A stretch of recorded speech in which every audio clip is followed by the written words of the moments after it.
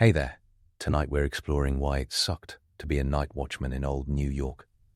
The rattle watch croaking past 1 o'clock on a fair morning, through muddy, mostly unlit streets. The truth is, they were underpaid human alarm clocks armed with a wooden rattle against chimney sparks, rowdies, and the dark. If these stories help you unwind, I'd love a quick like or subscribe, but only if they're genuinely working for you. I'm curious where in the world you're listening from, so drop your location and local time in the comments. It's amazing seeing our little community span the globe through these historical tales. Now, settle in. Maybe turn on some white noise, or grab your favorite blanket, and let's drift into tonight's story together. New York once outsourced the night to a handful of men, with wooden noisemakers, whale oil lanterns, and thick coats that reeked of smoke and damp wool. The city treated darkness like a problem that could be solved with a small army of shivering humans. And those humans were the Night Watch. The concept sold as civic order, with a homespun charm. The reality delivered frostbite, lawsuits, and brawls with strangers who did not fear a man clutching a rattle and a stick.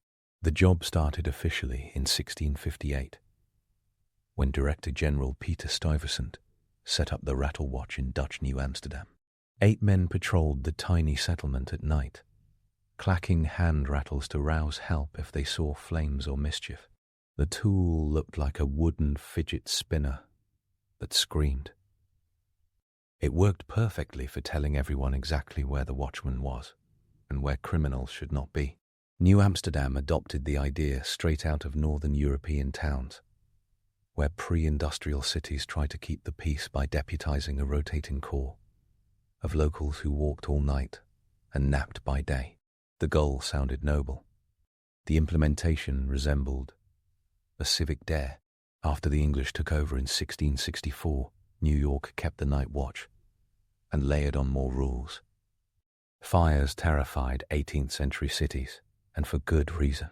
Buildings sat cheek by jowl and were built mostly of wood, and chimneys were hot messes. Watchmen doubled as fire sentries. They sniffed the air for smoke, listened for the crackle of a chimney gone wrong, and carried a staff both to defend themselves and to bang on doors with force that cut through a snorer's best efforts. They called out the hour and weather conditions, so citizens knew someone was out there. A classic cry from London travelled across the Atlantic and took root in New York.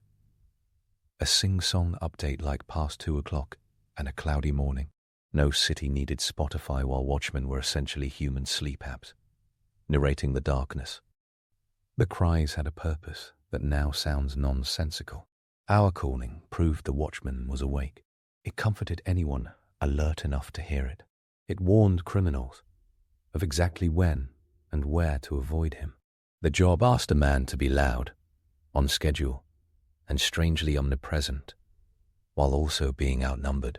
The balance tilted hard in favor of those who preferred to break windows, lift wallets, or walk off with a barrel of rum. By 1697, New York's Common Council took a swing at the dark by requiring residents to hang out a lantern on moonless nights. The order multiplied faint points of light along crooked lanes and deeply shadowed alleys. The lamps burned whale oil that smoked, stank, and attracted moths like the city had opened a bug nightclub. Lamplighters later handled most of the lighting, but watchmen had to keep an eye on lamps blown out by wind or smashed by boys with time and sticks. The difference between a lit block and a dark one meant the difference between catching a thief and cursing his footprints in mud. The night watch varied in size and quality as the population grew. Before the American Revolution, New York had tens of watchmen, not hundreds, and many were exactly the type a politician could trust to vote the right way and not argue with orders. The force grew slowly, tied to ward clubs and aldermanic patronage. An appointment to the watch was a favor dispensed by the party machine of the day. Men could be old, lame, or simply in need of work that did not require literacy. Some were tough and capable. Many were placeholders for a city that preferred to drink, sleep, and hope the night passed without a riot. The work paid badly. City records and ordinances in the early 19th century show wages hovering around 75 cents to $1 per night, with a few extra pennies in brutal weather. The city got what it paid for. A scheduled 12-hour shift, often from 9 p.m. to sunrise in summer, and earlier start times in winter, meant 10 cents an hour to be cold, bored, and occasionally beaten. Pay arrived late. Sometimes it arrived in city scrip that local shopkeepers discounted because they were not interested in the corporation of the City of New York's promises. Bribery offered a more reliable income stream. Tavern keepers slipped coins to look the other way after legal closing time. Illicit gambling dens extended credit. A watchman who enforced every ordinance would starve, lose friends, and earn enemies he could not outfight. The honest men got by on pride, and the rest merged with the city's moral grey zone. Equipment stayed stubbornly medieval. The wooden rattle signaled emergency. The bull's-eye lantern cast a circle of light that blinded the carrier and spotlighted a 10-foot radius, useful for scaring cats. The staff or truncheon doubled as a walking stick and a club. Pistols were rare, both by regulation and cost. Uniforms were largely not a thing until the mid-19th century. Instead, badges and leather caps distinguished them. Sometimes caped greatcoats in winter, if the city bought them, or if the watchman had an extra blanket and a wife with needle skills. This ensemble looked like a thrift store reenactment of Law and Order. Criminals laughed, then ran. Old New York treated nighttime like a second government. The legal code funneled tasks to the watch that had nothing to do with glamorous crime fighting. Stray pigs rooting in the gutters fell under municipal nuisance laws, and at night those pigs went everywhere. The watch impounded them, when possible. Street vendors lingered after hours, and the watch moved them along. Sailors fought. Apprentices skipped boarding house curfews. Drunks did not wander home so much, as list toured it like capsized ships. The watch escorted them, sometimes more for the man's safety than public order, sometimes because a magistrate would fine the drunk, and the fine covered part of the watchman's fee for arrest. Racial control formed another core duty.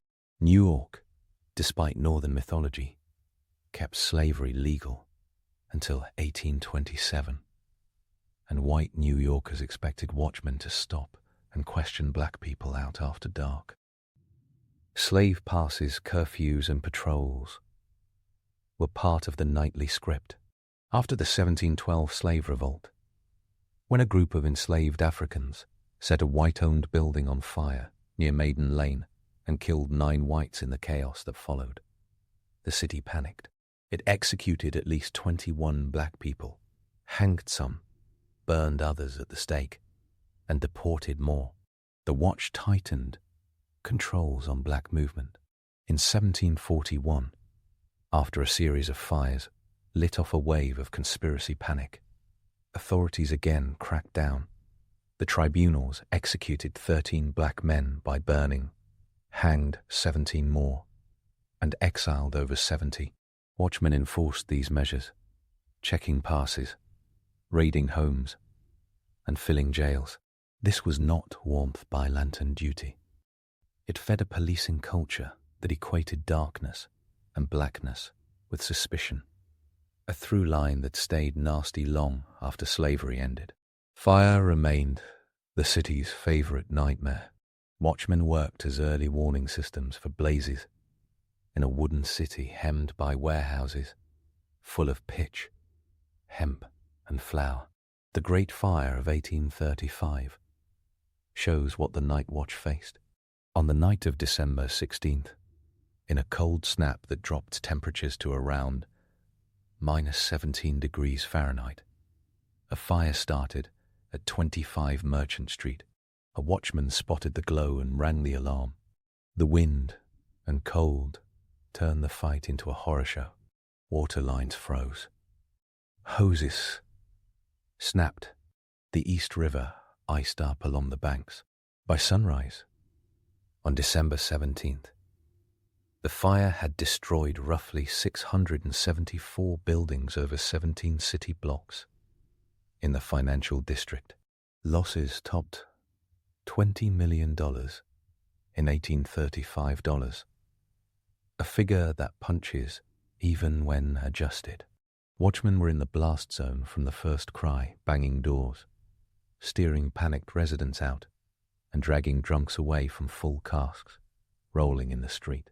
Afterwards, inquiries praised the speed of the alarm, and also noted the obvious. A rattle and a bell did not regulate an inferno. Winter turned the job from unpleasant to punishing. The winter of 1780 froze. New York Harbor solid. People crossed on foot to Staten Island. That winter set the tone for the next half-century. Raw Atlantic wind, streets ankle-deep in slush. No insulated boots, no modern gloves. Night patrol meant damp wool capes that iced at the hem, fingertips that went numb under leather, beards crusted white. Lantern oil turned sluggish and smoky. Eyelashes froze.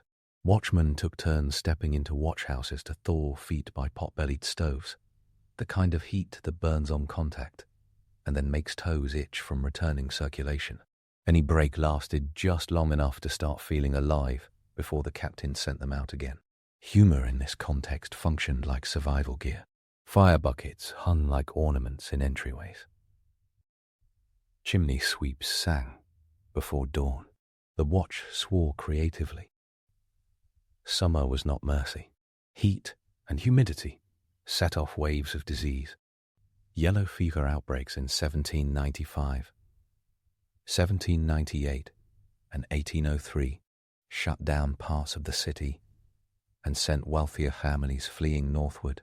In 1798, some estimates put the death toll in New York over 2,000. In 1832, cholera arrived and killed around 3,515 New Yorkers in a season. Watchmen enforced quarantines, guarded homes marked with the telltale yellow flag, and sometimes helped carry the bodies. The result felt medieval and modern at once. A city that traded globally because it wanted profit also inherited global pathogens and threw the night watch at the problem because it wanted control. The smell of summer, with open sewers, fish offal, and horse manure baking on streets, made even a dedicated watchman consider alternative employment. The city loved to complain about the watch and hated to pay for improvements. Common Council records in the early 1800s read like a loop.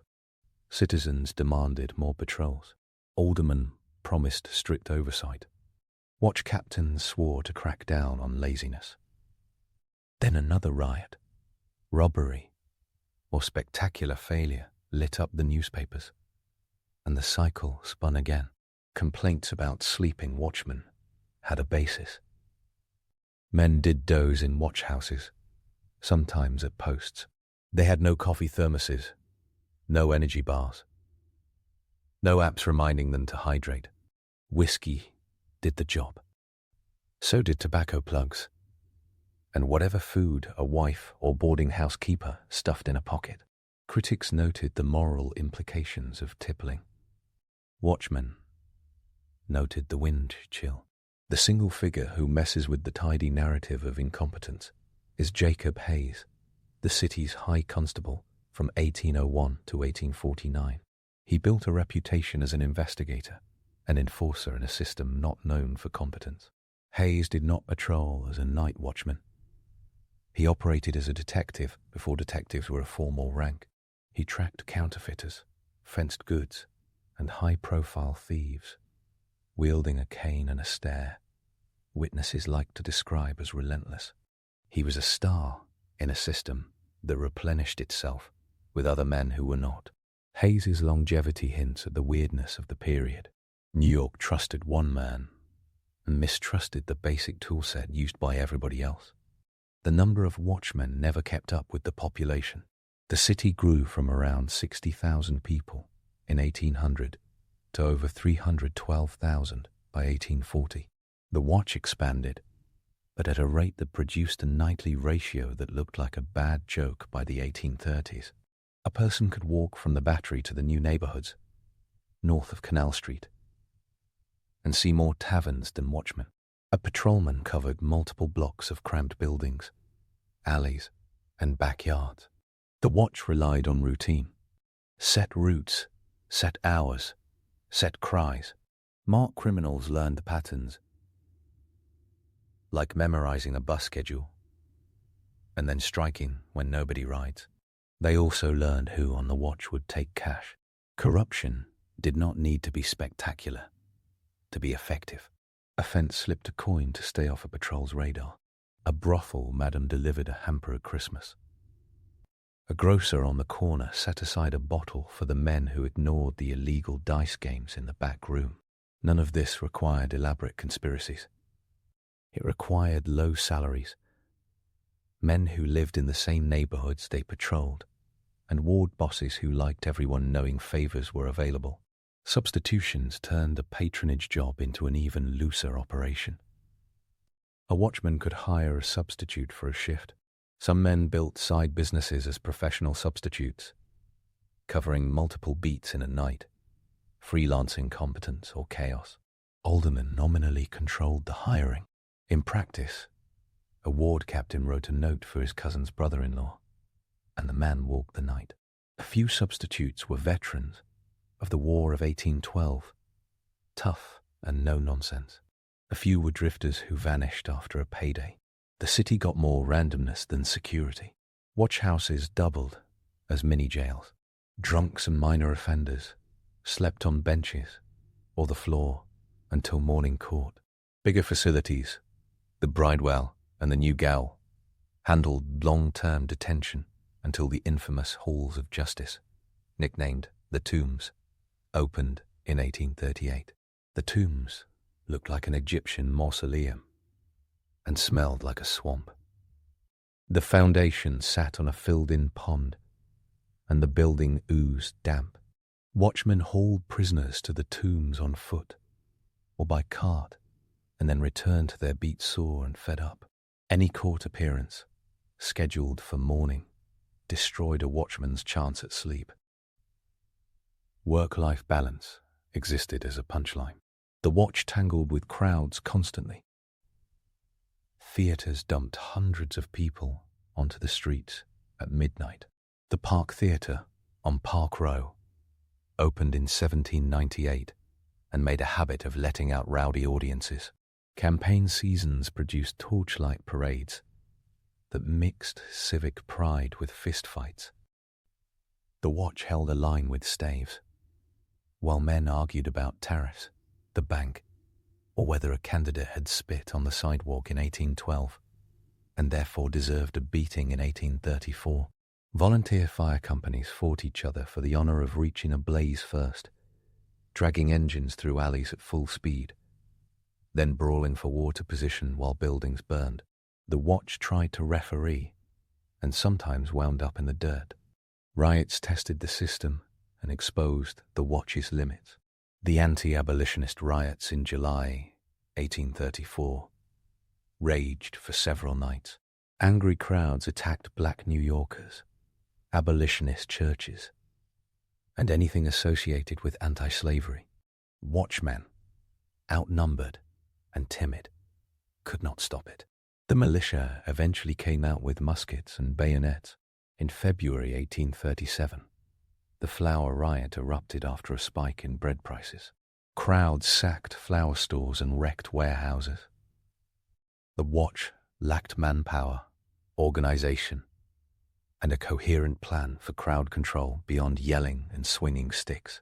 The city kept trying to use cheap labor to handle complicated violence, and the results matched the budget. The city's layout made it worse. Manhattan's street grid above Houston was approved in 1811, but it took decades for that neat geometry to move beyond maps. Downtown remained a warren of colonial lanes, dead ends, and docks stuffed with lumber and cargo. Light fell in patches. Watchmen developed local knowledge that helped them find shortcuts, climb fences, and anticipate trouble spots. Knowledge did not always translate into authority. Men ducked into yards and disappeared over picket fences, while the lantern light played games with shadows.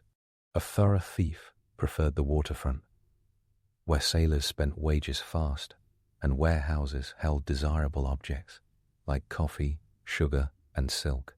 Dockside stealth met watchman rattle, and stealth usually won. The watch did not hold a monopoly on policing.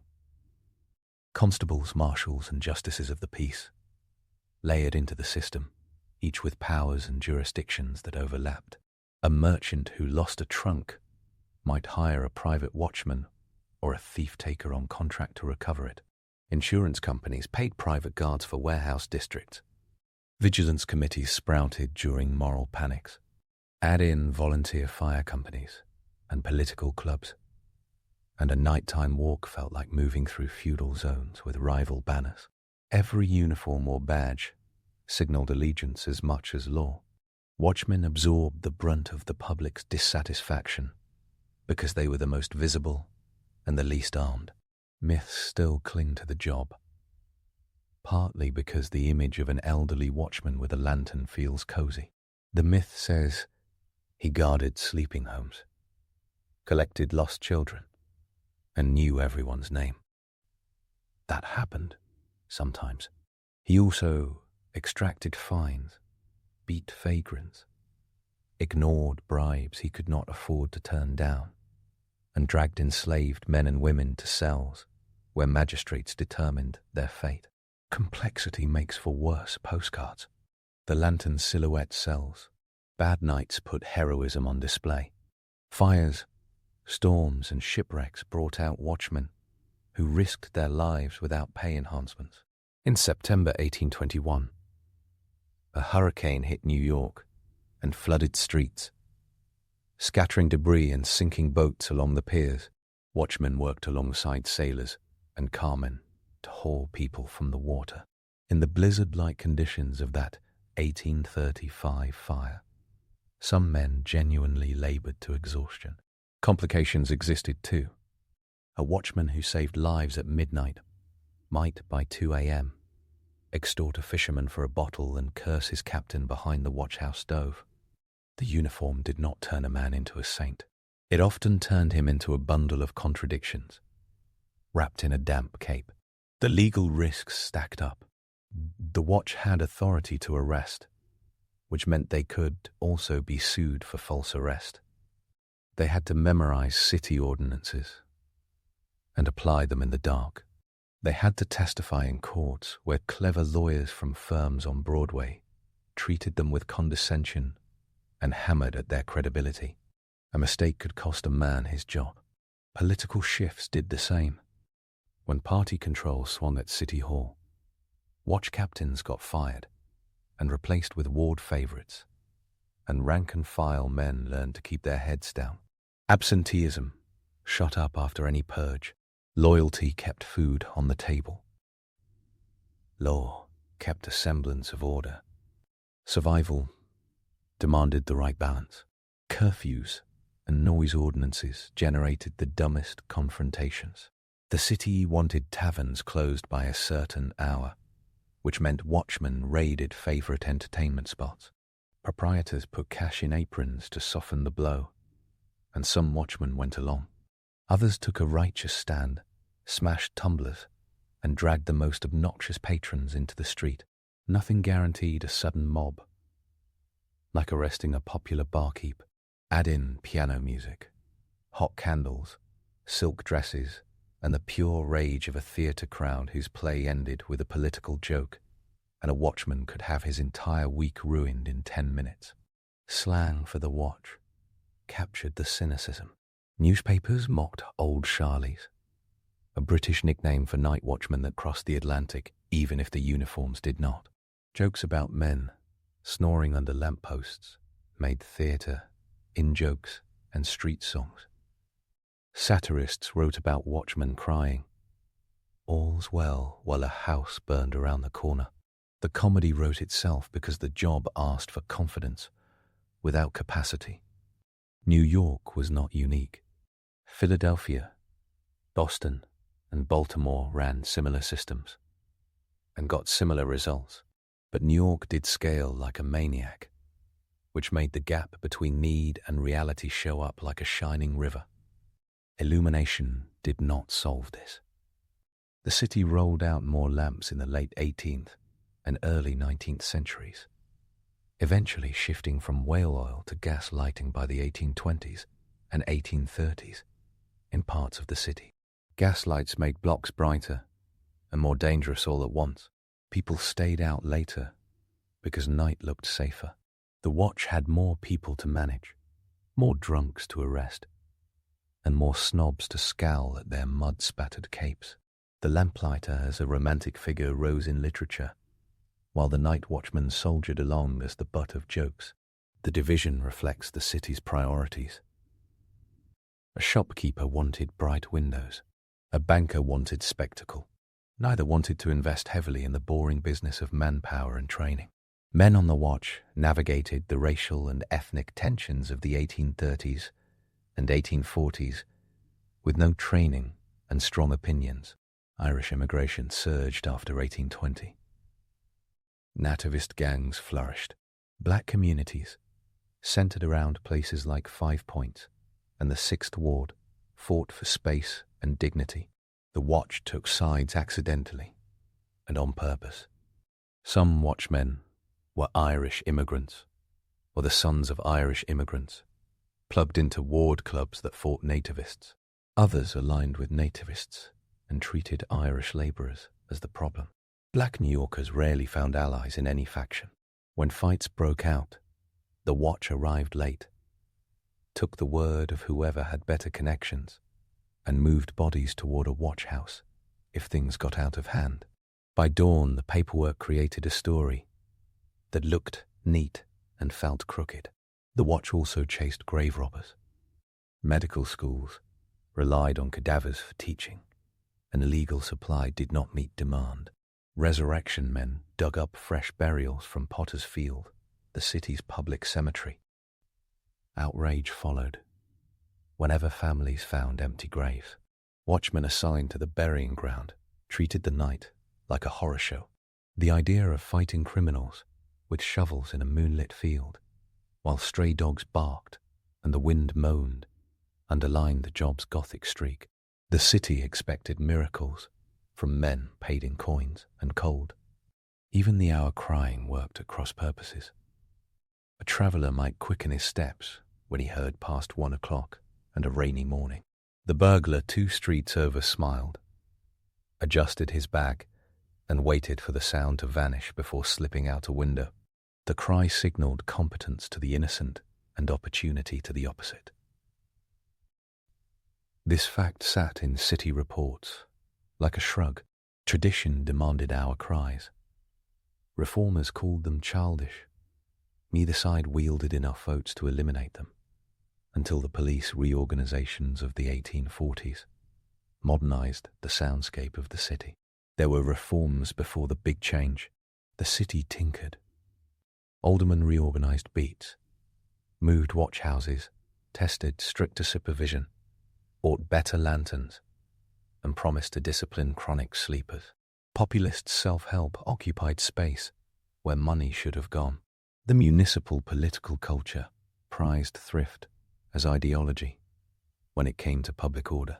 Thrift turned into penny-wise punishment for the men actually doing the work.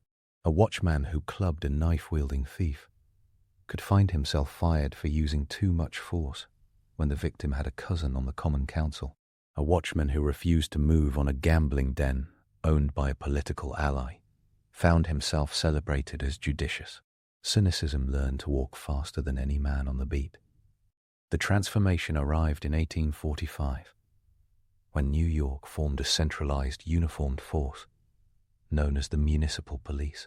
The city traded the old watch system for precincts, uniforms, and something like a chain of command.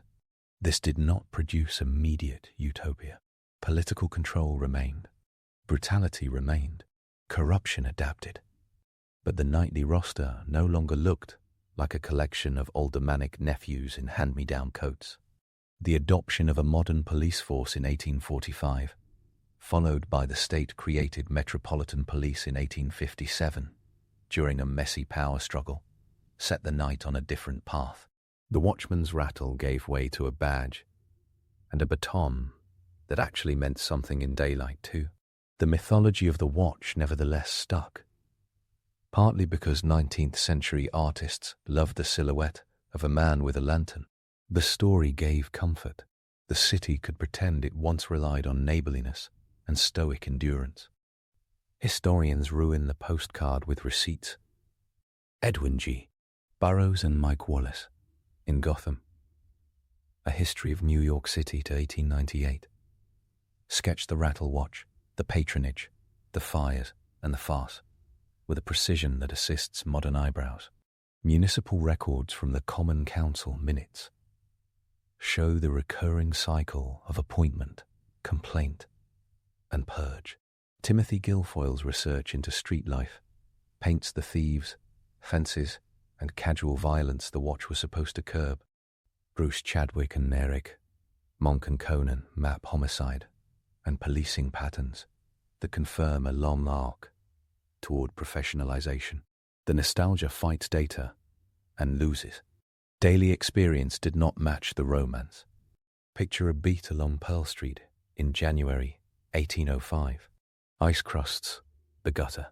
The lamplighter's work flickers. Silence holds for stretches, broken by a carriage wheel. The crunch of boots on frost. The snap of a door latch as someone peeks before sliding the bolt shut again. A watchman tucks a scarf higher, gives the hour, and trudges along. He stops at the dock to flick his lantern at a figure crouched by a rope coil.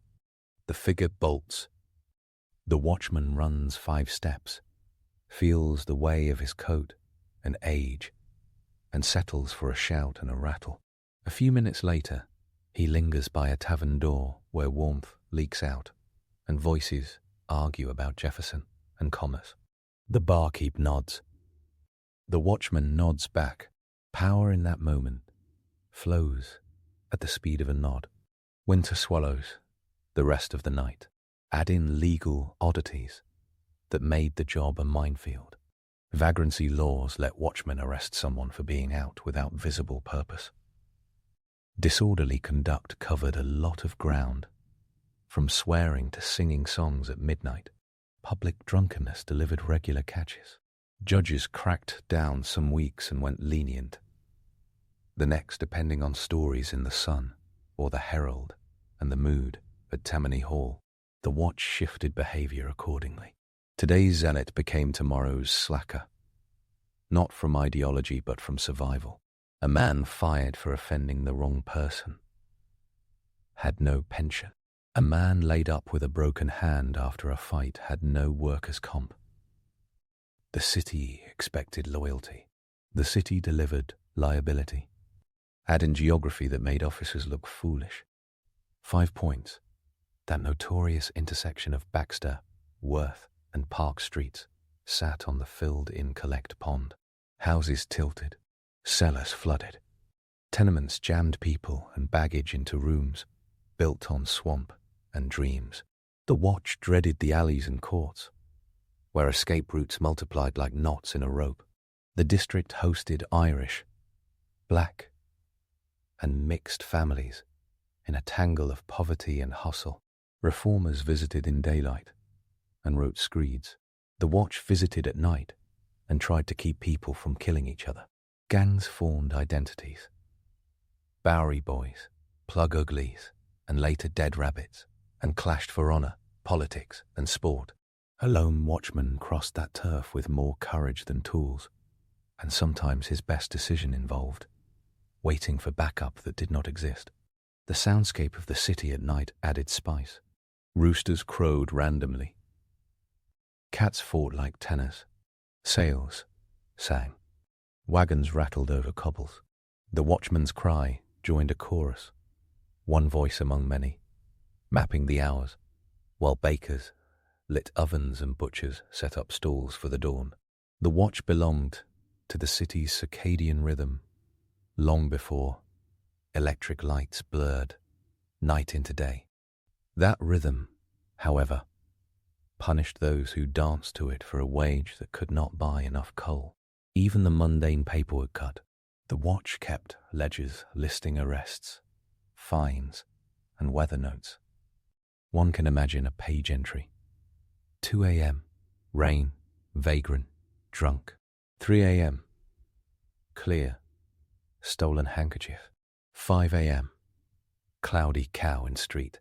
These notes translated real life into columns for aldermen who pretended the city functioned like a spreadsheet. The gulf between ledgers and lived experience grew with every year of growth and immigration. What began in 1658 as a tiny face-to-face village solution persisted in 1838 as a city-wide ritual that looked quaint and felt cruel to the men forced to live it.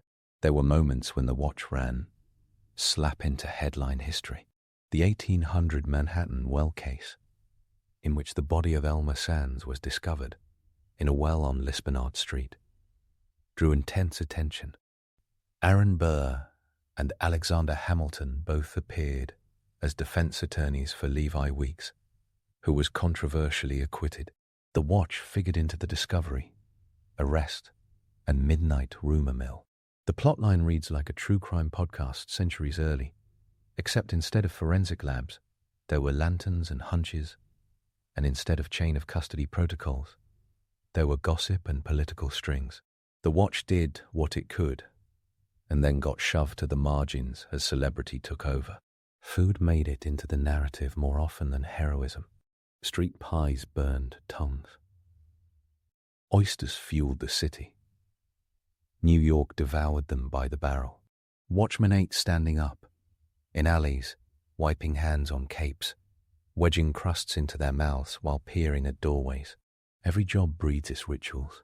This one featured pockets, stuffed with hard biscuit, small luxuries of hot coffee when a sympathetic house opened a door, and the knowledge that every warm sip meant another minute of cold later. The internal culture wired itself around gallows humor. Men called their lanterns life preservers, because a little circle of light kept them from tripping into gutters and breaking bones. They named specific bad dogs on their beats, like local villains. They cursed sections of sidewalk that collected ice every year and flipped them on their backs. The men who survived decades learned patience. Rookie watchmen sprinted at shadows and fell for taunts. Veterans paced themselves, remembered faces, and knew which doors to bang in an emergency. This was a craft in the most basic sense, and the city failed it by refusing to fund its tools. Some cities tried licensing professional, private night watches as supplements. New York flirted with this idea in select districts. Merchants funded extra patrols to guard warehouses, essentially a privatized upgrade. The public watch took it as a slight and a relief, sometimes both in one night. A private guard brought a pistol and better boots. The official watchman brought the city's rules. Both brought a willingness to make up solutions in the moment, because the system gave them almost nothing else. The path to modern policing did not just come from elite reformers. It came from fatigue, citizens tired of paying for fire wrecks, merchants tired of paying twice, private guards and taxes, politicians tired of headlines about riots that made New York look like an unruly adolescent next to London or Paris. When the municipal police began in 1845, the city essentially admitted the old watch model had aged out of usefulness around the time the Erie Canal opened in 1825 and money started avalanching into the port. Growth outpaced tradition. In management speak, the process failed to scale. In street speak, the watch was underwater. The watch lingered in memory, because it put a human face on a hard job. That face looked older than it should have. Exposure ages people. An ill-tied scarf that let wind graze the neck threw a man into bed with a fever that never quite left. Medical care consisted of whatever a wife brewed or a neighbor suggested. Accidents and beatings accumulated. A busted knuckle in 1819. A cracked rib in 1827. A cough that got worse in 1831. And the understanding that retirement meant a funeral rather than a pension. The city collected service and paid in gratitude with the sincerity of an overdue bill. The visual traces of the watch survive in museums. Wooden rattles hang in glass cases at places like the New York Historical Society, their handles rubbed smooth by palms. Lanterns display little chips where they bounced against stone. Badges show ward numbers and an idea of authority that sat on tin. These artifacts have charm that blunts their context. A rattle is fun to spin in a quiet room. It is less amusing on a February night. On Water Street, in 1802, while a group of men decides whether to break a watchman's jaw for interrupting a burglary, this is where myth-busting becomes tempting. The myth says the watch was harmless and adorable. The record says it was underpowered, sometimes brutal, and often ineffective. The myth says the watch protected communities. The record says it also enforced slave passes, targeted marginalized people, and absorbed the prejudices of the day. The myth says the watch stood bravely at fires. The record says they did, and also that they joined brawls with volunteer firemen over hose position while buildings burned. Myths stick around because they tell a story that feels better than reading about a city that tried to solve big problems with cheap solutions and paid the price. And yet, the men mattered. A particular watchman, name lost to newsprint, might have dragged a child out of a burning stairwell in 1809 and then never found his name in a book. Another might have wrestled a thief into a gutter and broken 2 teeth for his trouble. Another might have tipped a hat to a grieving mother outside a watchhouse cage and felt the weight of his 16-hour night ruin his appetite. The job took a slice of every man who tried it. The city extracted labor, then replaced the laborers with a new system, then kept their image as a romantic silhouette to sell the idea that the past was gentler. The reality comes with numbers, names, temperatures, and pages torn out of council, minutes, and court ledgers. The night watch did not disappear overnight. In 1845, transition periods always turn messy. Some wards adapted fast. Others held on to old patterns until uniforms and precinct captains made stubbornness more expensive than pride. The street changed when the cry of the hour faded. Night went from narrated to patrolled, from a chorus to a hierarchy. New York's relationship with darkness shifted from something communal and thinly managed to something professional and thickly resented. The next decades brought their own horror stories and reforms, a theme that repeated across centuries. Professionals replaced amateurs. The complaints simply learned new vocabulary. What does all of this send across the centuries?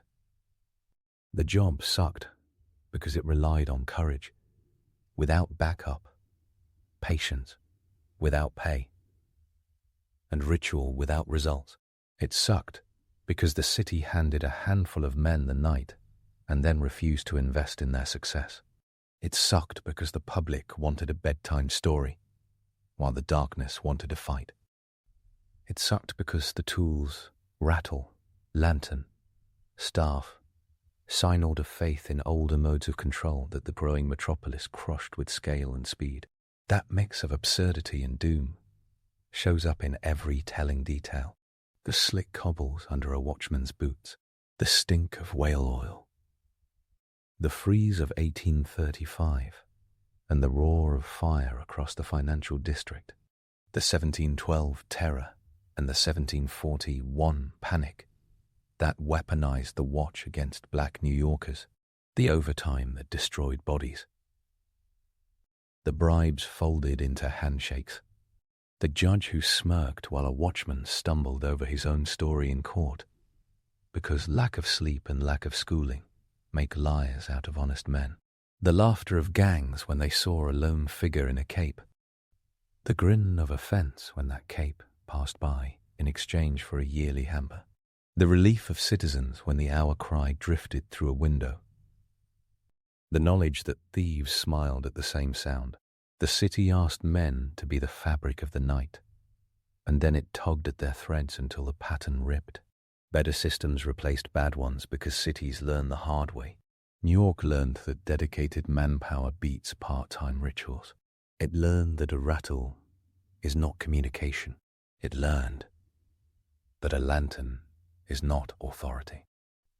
It learned that watchmen, without power, cannot stand up to markets, mobs, and the mess of modernity. It learned slowly, expensively, and with enough drama to fill newsprint by the mile. The charm of the old watch is the charm of a ship in a bottle. It tells a neat story. It ignores the storm. For those who like receipts, the sources stack up. Gotham by Edwin G. Burroughs and Mike Wallace charts the rattle watch, the municipal reforms, the 1835 fire, and the patronage swamp with clarity. The Encyclopedia of New York City gives quick numbers on population and infrastructure, the year-by-year growth spurts that left the watch breathless. Timothy Guilfoyle's books on urban underworlds animate the thieves the watch chased and sometimes drank with. Bruce Chadwick's studies of policing show the leap from watch to uniformed force as a long, bumpy ride. Eric Monconan's work on homicide patterns shows that violence finds ways around tradition. Municipal minutes spell out lamp ordinances, fines, and the slow creep of gas lighting.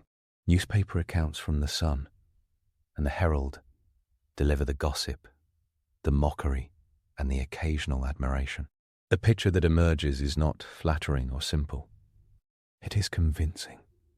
A modern ear might still hear something appealing in the hour cry. The voice promises continuity. It promises that a human presence walks the night while others sleep. The promise delivered sometimes. It failed often. That mixture defines old New York more than any elegant map or oil painting. The city improvised. The watch was improvisation with a schedule. It was a centuries-long workaround for the problem of night, conducted mostly by men who did not have the power to fix anything and who still put their feet to the pavement and moved because it was their job. By the time uniforms marched and telegraphs clicked in police precincts, the watch felt like a relic. The rattle fell silent. The lanterns turned into decorations. The staff became a museum. Curiosity. The job's residue lived on in jokes, and the Broadway enforcer swagger the new police adopted with gusto. If sentimentalists miss the watch, it is because romance photographs well. If realists do not, it is because experience writes a different caption underneath the picture. Tobias Smollett never had to keep pigs out of a lane at 3 a.m, while a north wind knifed open his coat seam and a boy with a slingshot took aim at his lantern. Old New York used the night watch as a band-aid on a city that needed surgery. The men who did the work were easy to mock and easy to forget. They also made sure that some mornings in a rough city began without bodies in the street, and that is no small thing. The watch held back the worst by inches and minutes, and inch by inch holding rarely earns praise. It makes a better punchline. The city remembered the punchline. The historians outline the rest. The record shows exactly why the gig felt cursed. The cold, the pay, the politics, the prejudice, the pomp without power. The job took a man with nerve, and handed him a rattle. The punchline writes itself, and under it runs a story worth the long read. The final indignity might be the way the watch gets remembered most clearly during failures. Husky men, hoarse voices, big fires, big riots. It rarely gets remembered for the millions of steps taken along silent streets, the nights when all it did was move drunks home and keep lamps lit. That baseline of minor peace is not nothing, even if the system that bought it was cruel to the men tasked with delivering it. Credit sits in the margins. Suffering sits at the center. All of it sits under the heading of Old New York, where dawn came up over the East River. The watch cried the last hour, and the city pretended it had slept well. The irony feels permanent. The institution that called the hours had its own time called. The night got handed off to men in blue who brought their own problems, their own reforms, their own mythology. The past shrank to a silhouette with a lantern. That silhouette tells a better story when it is placed back where it belongs. Under a hard sky, on frozen cobbles, a few coins waiting in a pocket, and a city's impossible expectations weighing as heavy as the dawn. Next, let's turn our attention to life of a Viking seafarer, storms and Sagas. You grip the tar-dark gunwale as the North Atlantic shows its teeth, and every flex of the hull feels like a dare. You came for treasure, for land, for honor nested inside a name that will sit braided in a saga. And the sea answers with sideways rain and a wind that bites harder than any sword. History loves to sell you the berserker with an axe. But the real boss fight is this grey wall of water pitching like a living thing, and your only armor is wool thick with lanolin. A square of sail that bellies like a chest under strain, and a hull built of overlapping planks that creak like an old god waking up. You stand on a ship the shape of a long memory. The numbers land like facts you can grip.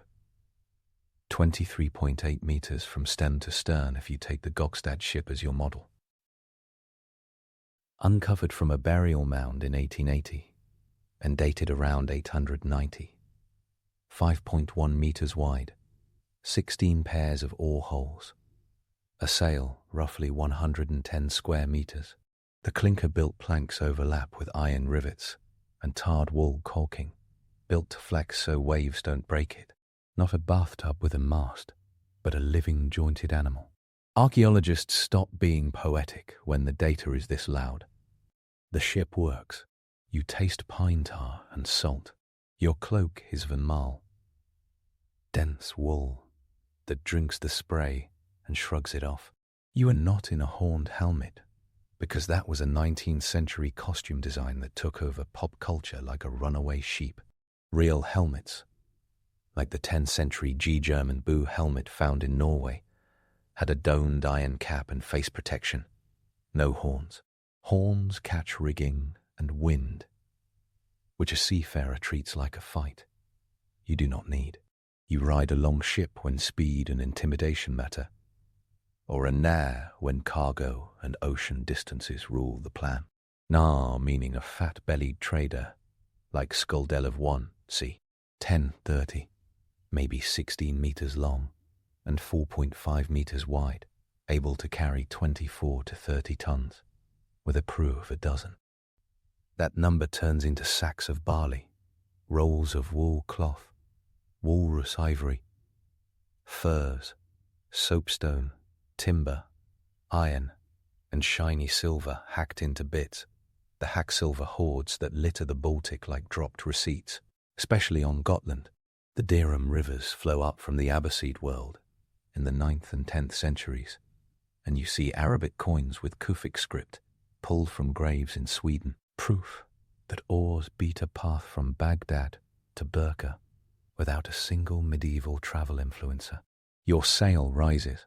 It is wool, woven on a warp-weighted loom, heavy and thirsty, sometimes striped or checkered, if the people who made it wanted to flex dyes, like madder, red, and woad blue.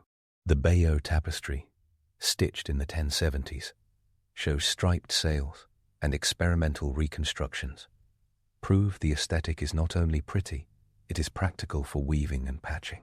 The raw numbers again. A sail area in the low hundreds of square meters. A mast stepped into an oak keelson the size of a myth, cross-braced, tied off, and prayed over. Under a fresh beam wind you see 8 to 12 knots. With every plank parallel to the wind, the speedometer in your head reads hold on. The Sea Stallion from Glendalough, a reconstruction of Skuldelv II, launched by the Viking Ship Museum in Roskilde, recorded speeds over 13 knots and ran Dublin to Roskilde in 2007. 2008, crew 50 plus, ran sideways, proving that the medieval brag can be tested like any claim. You listen to rigging hum, and you read the sky, because this is your version of a weather app, and it still tells more truth than most algorithms. The Icelandic low and the Azores high play hot potato with barometric pressure, so fronts race across your track like jealous ghosts. Waves stack in periods of 7 to 12 seconds, and an angry Atlantic can throw 4 to 8 meters of wave height, which means a longship becomes a seesaw, and a nair becomes a stubborn cork with a cargo manifest. You reef early and often.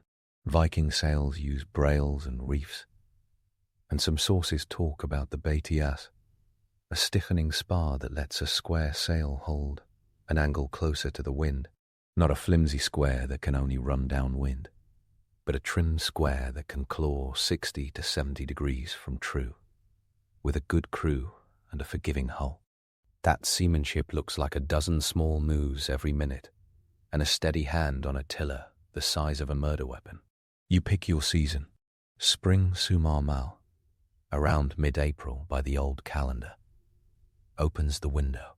The sea is still cold enough to bite bone. North Atlantic surface temps hover around 5 to 10 degrees Celsius in summer near Iceland. Lower as you move toward Greenland. A man overboard becomes a clock that runs down in minutes. You do not fall off the ship because the sea goddess Ran is not a metaphor in your head. Ran takes the drowned. Nura calms the sea. Aga brews ale for the gods. Polytheism at sea is less a theology and more a system upgrade for courage. You eat hard things that keep. Dried cod becomes stockfish, a northern superfood, with an absurd shelf life. Butter turns into a weapon. Cheese travels if it is hard and salted. Flatbread from barley and rye. Smoked lamb, cured seal in the far north, and the surprise hero of Atlantic survival, sour whey. The Icelandic word is miser, a tart, almost medicinal drink, with lactic acid that helps when drinking water gets suspicious. Fresh water rides inside barrels and will last if the barrel is clean. And someone remembers to keep the lid from admitting every stray microbe. By the way, people in this world are not allergic to cleanliness. Combs, tweezers, ear spoons, and soapstone come from graves across Scandinavia and the diaspora, and the smell of tar masks more than one aroma that would not trend on a wellness blog. You watch birds because they are navigation markers with feathers. In the 9th century, a navigator named Floki Vulgairðarson supposedly carried ravens north from Norway looking for Iceland, a story preserved in Landnámabók, the Book of Settlements. He released them. One bird flew back to land, one returned to the ship, one headed forward and did not come back. Floki followed the third. You file that under tools that do not run out of battery. Whales breathe, like bellows out on the horizon, and mean offshore water and food. Driftwood types hint at currents. Sea color says depth, and the smell of kelp stands in for a chart. You reach for devices that archaeologists argue about, but sailors never stop testing. The Uinartog disc, discovered in Greenland in 1948 and often interpreted as a fragment of a sun compass, looks like a small wooden dial that can help track a shadow to find north at high latitudes. If you combine that with the path of the sun across the sky and a brain trained by habit, you can steer a straight course over empty water. People bring up the sunstone, a crystal like Iceland spar that can polarize scattered light and reveal the sun's direction through cloud cover. The idea appears in a late medieval tale called Rúðuls, Thattrand, and in the 1592 Alderney shipwreck that produced a calcite crystal centuries later, which proves that mariners understood polarization, at least by the time firearms were fashionable. Whether Norse crews used sunstones regularly in the Viking Age is a debate. Reconstructions suggest it would help. You sail with debate in one hand and a tiller in the other. You measure life in sleeps and shifts. On a longship you row in watches with your bench partner. On a nair, you sail and bail and patch and cook. Sleep comes under a tent of wool stretched over the midship area when the sea behaves. Rain on wool turns into a percussion track. The boat flexes with every swell. The bilge collects the ocean like a jealous dragon. You bail with wooden scoops and buckets because you like floating. You change out lines that chafe. Your hands turn into rope with fingerprints. Nails grow thicker, cracked, and clean. Your hair smells like tar, even when you pretend it does not. You set off from a coast with sea marks, burned into memory. Norway's fjords point like daggers towards Shetland, Orkney, and the Harrows, in a chain of stepping stone voyages that make the edge of the world feel navigable. Distances shrink and stretch depending on wind.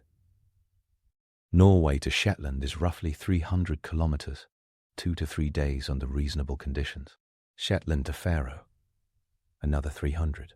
Faroe to Iceland, 450 to 500.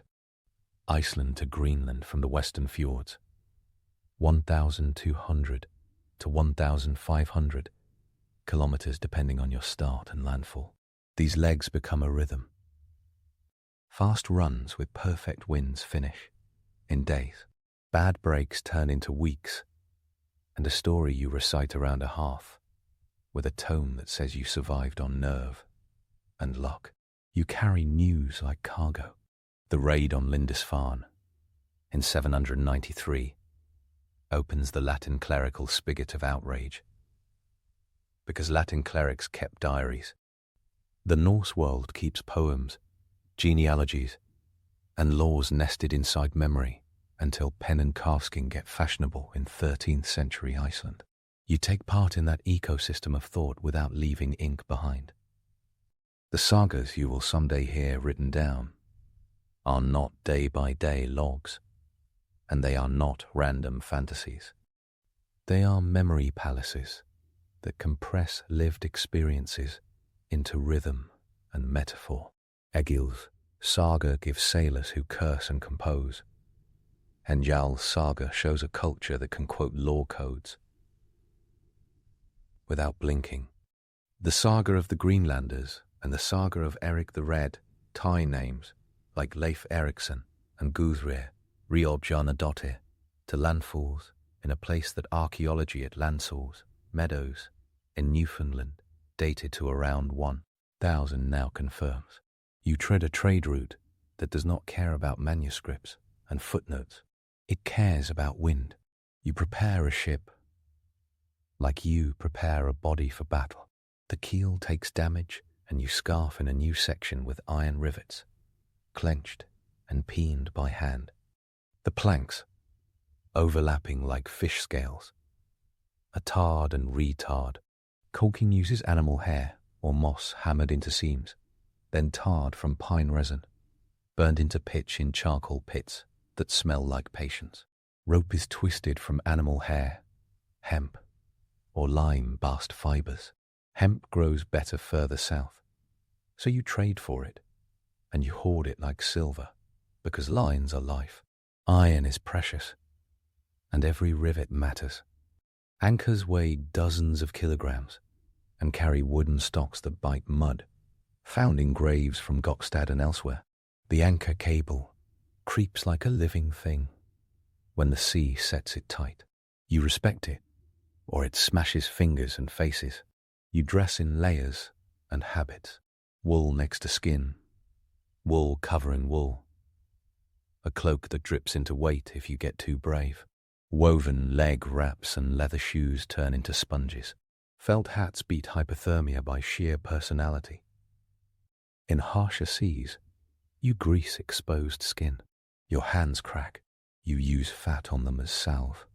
Honey acts as a wound dressing with antimicrobial bite, a fact that modern lab coats will happily confirm with peer review. You are careful with blades. A small cut becomes a story of infection. You brew a clean pot of water when you can. You treat the sea like a living environment that wants to trade for your breath. You move cargo. Walrus ivory from Greenland pays for lives. The Greenlanders haul ivory tusks and hides, and also soapstone and falcons, fit for royal fists. Norse Greenland settles around the late 10th century. Two main settlements on the southwest coast, known later as the Eastern and Western settlements. The Greenlanders are famous for church tithes that reach Rome in the 13th century as narwhal tusks, disguised as unicorn horn, because markets love fantasy. You ride between Iceland, Norway, Orkney, the Hebrides, Dublin, York, and the Frankish coast, and your brain carries exchange rates in hack silver weight. Portable scales and little droplet-shaped weights show up in graves from Burqa and Kulpang. You see dirham fragments stamped with names of caliphs you never meet and use them to buy a brooch or a barrel. You know the look of a storm long before it hits. The sky hits a bruise color. The wind backs or veers, and the pressure in your sinuses becomes a barometer.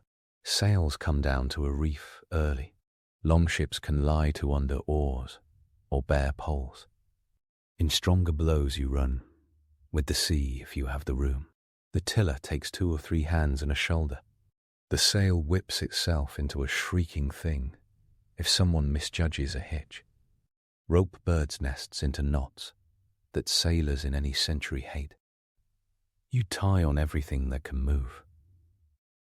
You throw a sea anchor, a drag device like a basket or bundle to keep your nose into the waves and your stern from spinning toward doom. Contemporary descriptions of exact storm tactics in Norse sources are terse, so experimental voyages like the Sea Stallion and the Saga Oseberg reconstructions step in with data. The sailors learned that square sails can be reefed and brailed quickly, that long keels and shallow drafts give surprising maneuverability, and that lying broadside in heavy seas is an invitation to the gods. You ride sounds. A wave slaps the lapstrake plank, and the sound is hollow and strong. The frame groans and someone checks the mast partners, because there is a particular timber creak no one wants to hear, and it means iron and fate will enter a conversation. You feel the mast fish, and the keelson breathe with the sea. A good ship does this and does not break. Later, scholars will measure the flexibility in right graphs, but your spine is a better instrument. You warm yourself with stories because ships are made of timber and voice. Someone sings a Droitke verse, the court meter with internal rhyme that sounds like a boast and a lock-pick in your brain. The rhyme scheme is so strict it hurts. You hold phrases like weapons. Later, people will write these down and argue about which versions are truer. Today they are knitted into crew memory and passed along with the ladle. Names stick. Harald Fairhair unifies Norway around 872 to 930, if you accept the later saga chronology. Kant Great rules an empire around 1016 to 1035 that covers England, Denmark, and Norway. You watch people who ride the sea turn into kings on land, because ships move armies as easily as cargo, and political borders look different from a deck. You crack common myths, like nuts, because the reality tastes better. Horned helmets already died a quiet death in your gear bag. Viking hygiene is not a joke. Combs, razors, and personal grooming tools come out of graves at Ribe, Cowpan, York's Coppergate, and Dublin's Wood Quay. You shave or trim. You braid hair because it keeps wind out of your face. You use eyeliner if you have it, which is not a fashion choice so much as a cutting glare sunshade on snow and sea, exactly like coal in other cultures. Blood eagle sacrifices populate TV shows because brutality sells.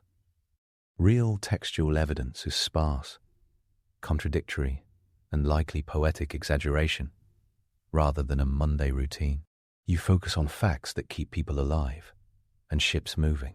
The violence you do believe in is simple and strategic, timed with tides and seasons, which is why monastery manuscripts talk about summer raiders and winter traders. You own a social identity that has more layers than a meme. The word Viking is a job description in Old Norse, not an ethnicity. Viking means an expedition overseas, often violent. You are also a bondi, a farmer and boat owner, or a crewman, or a thrall working the bilge and deck, a prisoner, or a born slave whose life is a ledger line in someone else's account. Norse society has hierarchies and law codes. The Icelandic Gragas law code preserves rules about not sailing to Iceland with carved dragon heads raised, so as not to scare the land spirits, the landvater. That detail tells you dragon-headed prows existed, and it tells you sailors respected unseen forces and social rules at the same time. Ship heads were removable. You raise them when going to war, lower them approaching friendly shores. The aesthetic gets regulated by law. You handle weapons differently at sea than poets say. A sword is useless against a wave. A spear is a hazard on a narrow deck. Shields are useful for spray and other purposes, and the famous shield rows on longship gunwales probably spent time lashed while near harbour or parade. In rough, open water, more than a few would come inside, because losing a shield to a wave is a stupid version of bravery. The Gokstad burial placed shields along the side, black and yellow, a perfect Instagram flex by 10th century standards if the gods had apps. You argue with the wind, and you argue with crew. Decisions are fast, and mostly democratic in the moment. A steerboarder, the Suleiman, sets course, but the ship lives or dies by coordination. Trust runs on a short fuse of competence. You watch shoulders and hands like a reading. You hear body language in darkness. You learn to move on a pitching deck, in a crouched half prance that saves ankles and dignity. You learn that the gods live in your knees when the boat slams. You see lightning hit offshore and listen for the count to thunder like a childhood game that never went away. You taste the iron in rain. You count distance to land by birds and the smell of fish and the colour of water turning greenish over banks. You run lines with hooks and catch cod and haddock and get protein that tastes like victory. You bleed fish quickly and salt it in barrels, if there is space. You carry hay for animals and bedding on colonization voyages because a new farm begins as a cargo list. Iceland in the 9th and 10th centuries gets settled by people who pack boats with pregnant ewes, oxen, seed grain, timber, iron tools, and a surprisingly large amount of social drama. The Icelandic sagas preserve the gossip of an entire country because the country wrote down its gossip, and those settlement tales read like a cross between spreadsheets and prophecy. You, a seafarer, provide the backbone for that entire experiment, because no one becomes a saga-age hero without somebody else steering the Nair through a pack-ice slalom. You hit fog that swallows the world. The horizon becomes a whisper. Sound carries weird. You hear a surf break somewhere you do not want to meet at speed. Someone lights a smoky fire in a bucket as a signal. If there are two ships, you tie bells to an oar and sweep the water, listening for the tone changing as it passes over shallow ground. It is not fancy, and it works. Your sounding line goes down with a lump of lead, and tallow pushed into the hollow base brings up sand, mud, shells, or gravel. This trick appears in medieval and ancient sources and fits the Norse toolbox like a glove.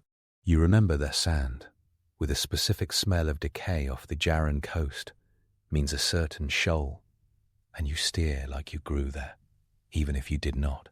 You practice emergency surgery for timber. A sprung plank gets crammed with moss and wedges and tar while men hold the leak back with their bodies. A split mast is a sentence that ends with a prayer and a jury-rigged spar and some days of careful nursing. You carry spare oars sized for different benches because leverage and weight matter. You carry a spare rudder, which is a side-mounted steering oar on the starboard side. Starboard meaning steering board, worth more than gold when heavy weather snaps the original. Archaeology at the bottom of harbours tells similar stories in pieces. A bronze or iron rivet, a broken plank with drilled holes, an anchor stock in mud. Each thing is a fossilized feeling once held in human hands. And every storm you ride teaches the same class to a different century. You eat together, you sing together, you sleep in a pile like wolves when the cold eats bones. Social glue becomes a survival technology. The saga authors later write big speeches, because big speeches make kings sound like kings, but a crew stays alive on quiet competence. A shout carries only when the wind lets it. You watch lips move. You memorize the set of the sail by feel. You become a machine trained to do the right thing. Before an order arrives, you arrive in places that echo. York, called Jorvik, under Norse control from 866 to 954, smells like leather and dung and roasting meat and wet timber. Dublin rises as a long fort, a ship fortress in the mid-9th century, and by the 10th becomes a town with workshops and slaves sold like cattle. You tell yourself you are not the villain in a chronicle, and then you see the slave chains, and a truth crawls into your bones that you do not forget. The trade is part of the economy. Objects from across the known world heed the whistle of silver. You become richer, and someone else becomes a thing. That is not a footnote. That is the smell in the market. You slide into monasteries at dawn, when the job demands. The best landing is a quiet beach, with a rising tide for an easy getaway. The boats knife into wet sand because the draft is shallow, under a meter on many long ships. Oars clear. Men splash. The rhythm is swift. The tactic is not complicated. The courage sits first in the decision to cross water and bet your life that a shoreline full of unknowns will play nice, and second in the ability to leave when it does not. Your version of bravery is often logistics. You sleep at anchor behind a headland and dream about storms you already survived. In the dream, your hands still hold a rope. The shape of the ship nests in your spine. Long after you step off a deck for good, you feel phantom motion when the wind hits a building just right. People call it sea legs. You call it identity. You learn about ship types because names are tools. A skeed is a big warship, sleek and long, like Skuldelv II at 29.4 meters, arguably 60 to 80 oars, and a crew near 80 when you count fighters.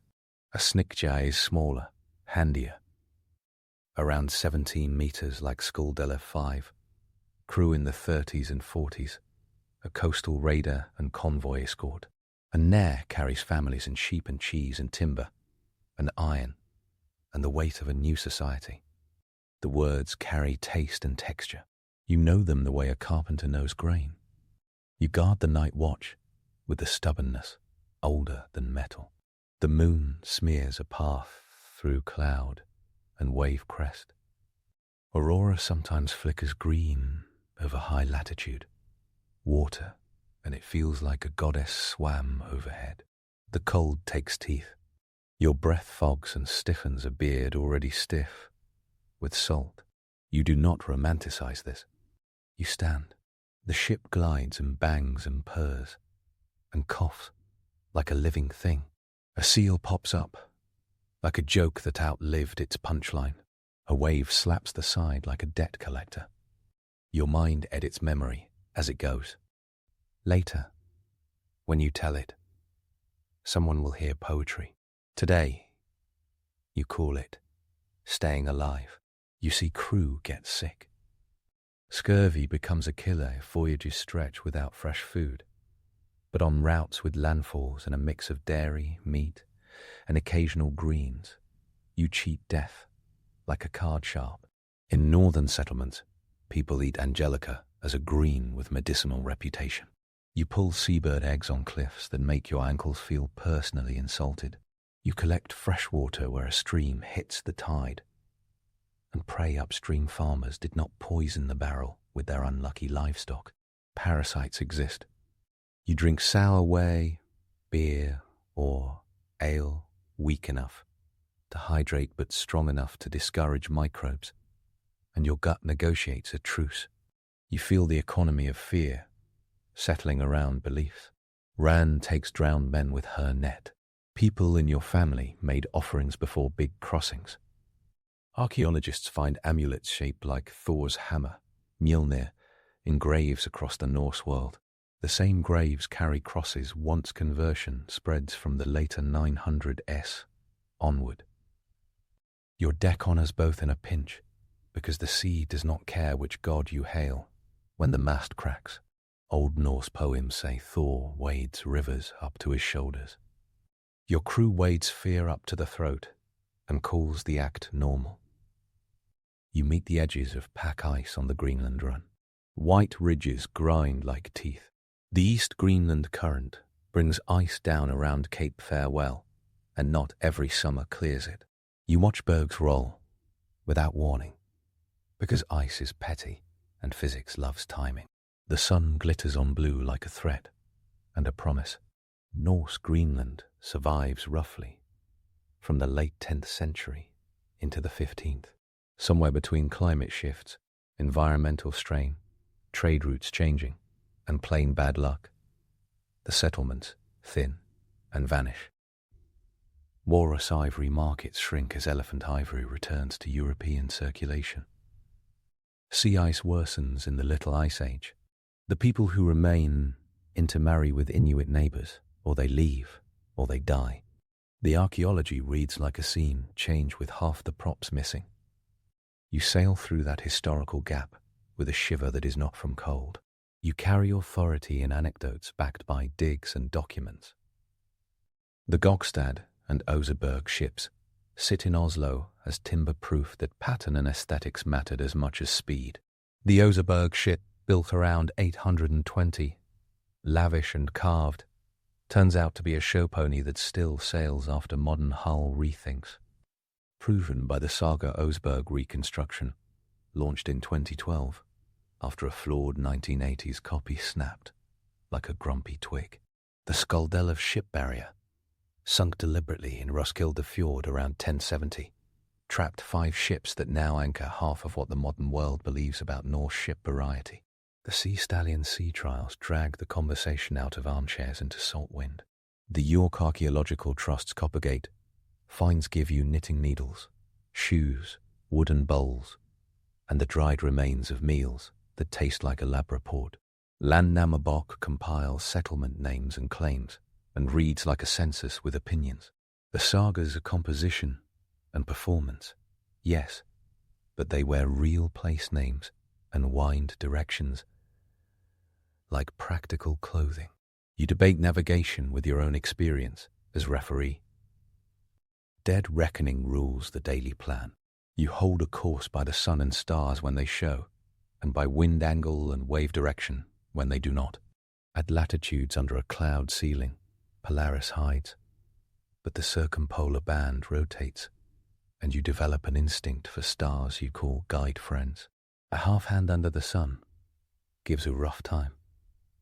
Your stride across a deck becomes a measure when counting paces to calculate a line length, then depth. You read your own wake. People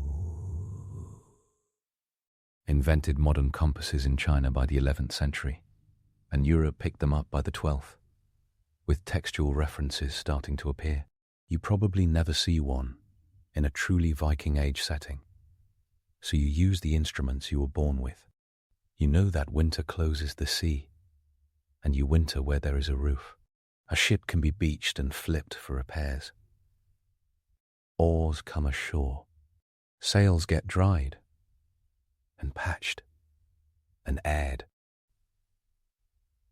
You sit close to a fire where your clothes steam and release a smell that any archaeologist who has boiled pine tar understands with a grimace and a grin. Someone whittles a gaming piece. Nefatafal, a king's table game, slides across boards like a plot. Dice rattle. A bone needle goes through wool. Children absorb phrases and skill at a terrifying speed, and you gravitate to those with learning in their bones. Craft guilds are not here, but the family and the crew are training schools that work. You look sharp because sharp means employed. A ring brooch clasps your cloak. The brooch might be bronze, silver, gilded, or a statement piece that says, "You married well." You wear arm rings that double as savings accounts, ready to be hacked off in pieces for transactions. Silver hoards stacked with dirhams and Anglo-Saxon pennies and Frankish coins tell the truth about global exchange, faster than any academic conclusion. Weight is everything. You weigh out hack silver on scales to balances and weigh the weather with your face. Both tasks require a steady hand. You build a mental map of coastlines with more fidelity than a modern paper map printed without shore soundings. The Shetlands smell of peat smoke, the Orkneys of grass and salt, the Faroes of sheep and turf, and that Atlantic edge that eats ships. Iceland catches light differently, the air more crystalline, the land volcanic, with moss thick as a song. Norway's coast is fjords and skerries, and the kind of navigational complexity that makes you humble. Scotland's west coast is a chain of islands that turns a longship into a water bus. Ireland's east coast is a ladder of inlets and towns, built where raiders decided to settle down and invent local government. England's east coast rivers invite shallow draft ships to visit inland with friends. You trust a lapstrake hull as much as you trust human beings. Overlapping planks mean the skin of the ship carries load with elasticity. Frames help, but are not the primary muscle. When a wave lifts the bow and leaves the stern hanging, the hull flexes and returns. Later, Carvel-built ships with flush planking need heavier frames to keep their skin from oil canning. A different design philosophy. You learn the feel of plank flex under your feet. Under some wave states, the ship feels like a cat. Under others, like a yoke. You adjust. You compute risk in days, not minutes. Sailing season ends by early autumn, because the North Atlantic turns gladiatorial when the Icelandic low deepens. Snow hits mountain passes in Norway and shuts you out of home valleys. You take winter in a place with wood supply and friends. The sea ice does what it wants on the Greenland route. You do not guess. You wait and trade smaller. You keep track of kings because kings keep track of you. Harold Conquest pushes some families west to new land and independence. Olaf Tryggvason and Olaf Haraldsson bring Christianity with the kind of persuasion that mixes preaching with armed argument, dying in 1010-30 respectively, in battles with names and songs attached. Cnut's fleets imposed two languages on the English court at the same time, and men like Godwine learned to walk both. Every political shift means convoys and raids and mercenary contracts. Your oars move the story. You respect carrying capacity. A narrated 24 to 30 tons will not tolerate your cousin's desire to pack a church bell and a cow and a wardrobe that would make a queen jealous, all on the same trip. You run the math with your eyes. Every extra kilogram steals speed, steals freeboard, steals survival. A storm claws at low freeboard like a thief. You throw precious cargo overboard in the teeth of a northwester. And you mourn and live. That trade hurts and works. You argue in your head with every prideful move. You heard once that Norse ships could cross the open Atlantic because the saga writers bragged them into it. Then you watch the sea stallion beat up wind into a 25-knot breeze, and you put cynicism back where you found it. The replica hits 13 or 14 knots, surfing on waves with the right angle. Reefing reduces sail to the area of a small apartment, and the boat still drives. Timbers groan, but hold. Steel rivets today are cousins of iron rivets then, and the difference lives mostly in the metallurgy, not the principle. Your crew warms to the work, and you see how serious training makes a floating village efficient. You learn that storms do not arrive like drum rolls. Sometimes the sea sleeps, and then a gust needles the sail, and you feel the first raindrop hit like an omen. A squall line cracks across the horizon with a whiteness under it, and you tell everyone to haul, because you are not slow. You see blue water cap and froth go feral. You do not need a barometer when your teeth remember this taste. You blow the horn. You call the reef. You ride it out. Someone vomits and then sets teeth and rows, because embarrassment means death in these conditions. Someone else chants a prayer in a language you barely share. The ship keeps moving. You gather story like driftwood. The day the rudder lashing snapped, and you turned the steering oar into a wrestling match with physics. The night the aurora swirled like a goddess's skirt, and maybe someone saw it as a sign of spear points. The time whales surfaced like a fleet, and made you feel very small, in a way that is good for the soul. The time a shoal of mackerel turned the water into a flicker show, and fed you for days. The time fog swallowed two ships in your convoy, and you landed 3 days apart in the same bay, because every sailor hears the same call and makes the same guess. You take part in rituals that are practical theatre. Before major crossing, someone sacrifices a black sheep to Nia, and you eat it, and nobody says the obvious part out loud. Women bring luck in many crews, and the myth of women being universally banned from ships is nonsense. Gudrid Torbjarnadottir travelled across the North Atlantic several times around the turn of the millennium, including to Vinland, and an Icelandic tradition says her son Snorri was born there. Women craft sails, repair clothing, and run farms while men ride voyages, which means you owe your life to people who do not get to shout on deck.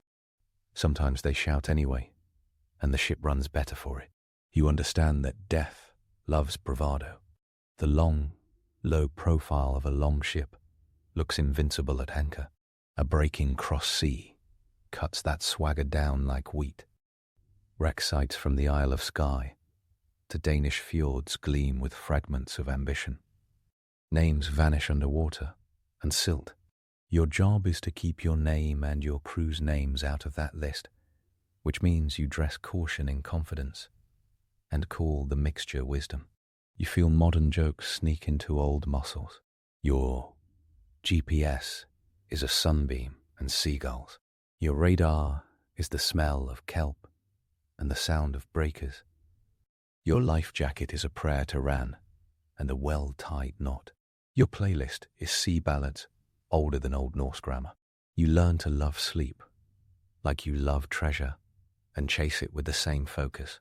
You become an early riser by force, not philosophy. You make peace with the bureaucratic reality that law follows you everywhere.